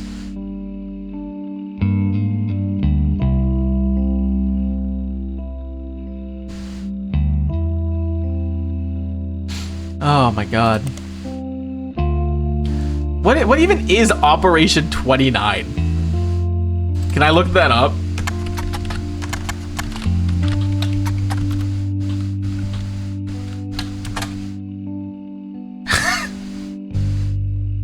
Here we go.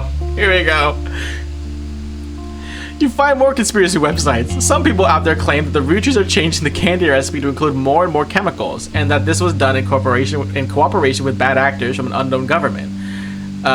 They claim that due to a loophole in the calendar, it is possible to get away with nearly any crime on a leap day, so long as it isn't discovered until the day is over. And that every 4 years on a leap year, the Roottrees company hosts a meeting with foreign agents to conspire to poison our children. Their proof is that Roottrees candies contain polyglycerol and I can't read it, hold on. And polyricinoleate, an ingredient of the candy that wasn't there when first released.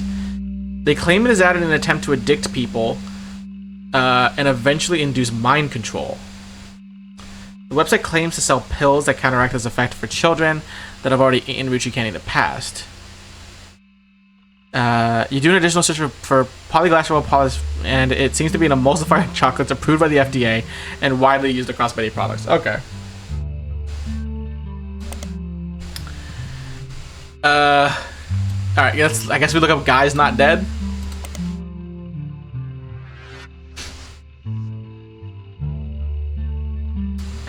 And madness. Oh my god. There we go. The Guys Not Dead conspiracy stems from a website, oh, maybe it's finishing that article, that focuses on clues that the Roottrees have supposedly hid all over the place. This includes on candy wrappers and print advertisements and television commercials and their jingles, etc. The story, according to the website, is that Guy Hudson was a terrible president of the Roottrees company. He was.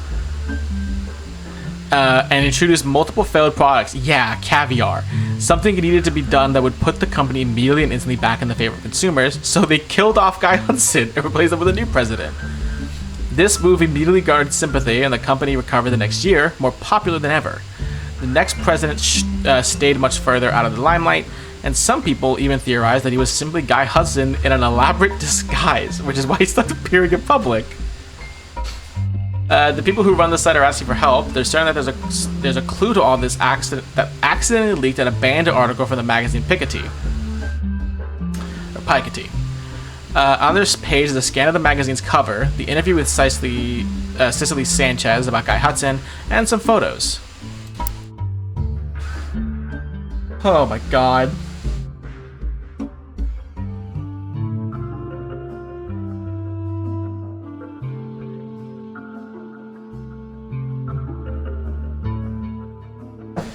Okay, so we did end up finding the rest of the article.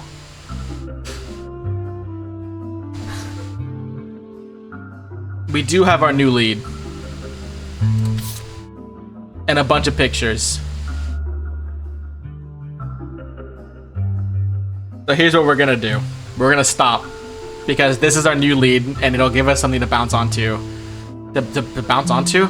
To jump straight into. That's the word. Immediately next time. Okay?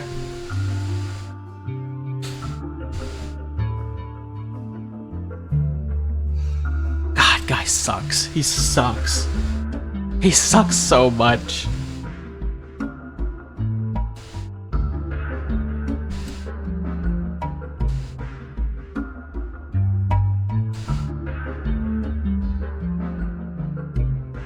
Okay. Let me change the scene real quick. Okay, but yeah, that's gonna be it for tonight for The Roottrees Are Dead. Tomorrow, we are not continuing. We are gonna be jumping into Professor Layton and the Curious Village. That's what we're playing tomorrow. I think we're picking up Roottrees on Friday. And probably finishing it, honestly. With the way that we're going. Maybe. Knowing my luck. But yeah, that's gonna be it. The VOD will be up tomorrow. This VOD will be up tomorrow, 3 p.m. Eastern. So if you didn't get to catch it all, go watch it. What else? I don't think I have anything else. Other than that, stay safe, stay healthy, and I will see you tomorrow for Professor Layton. Okay? Smile. Goodbye!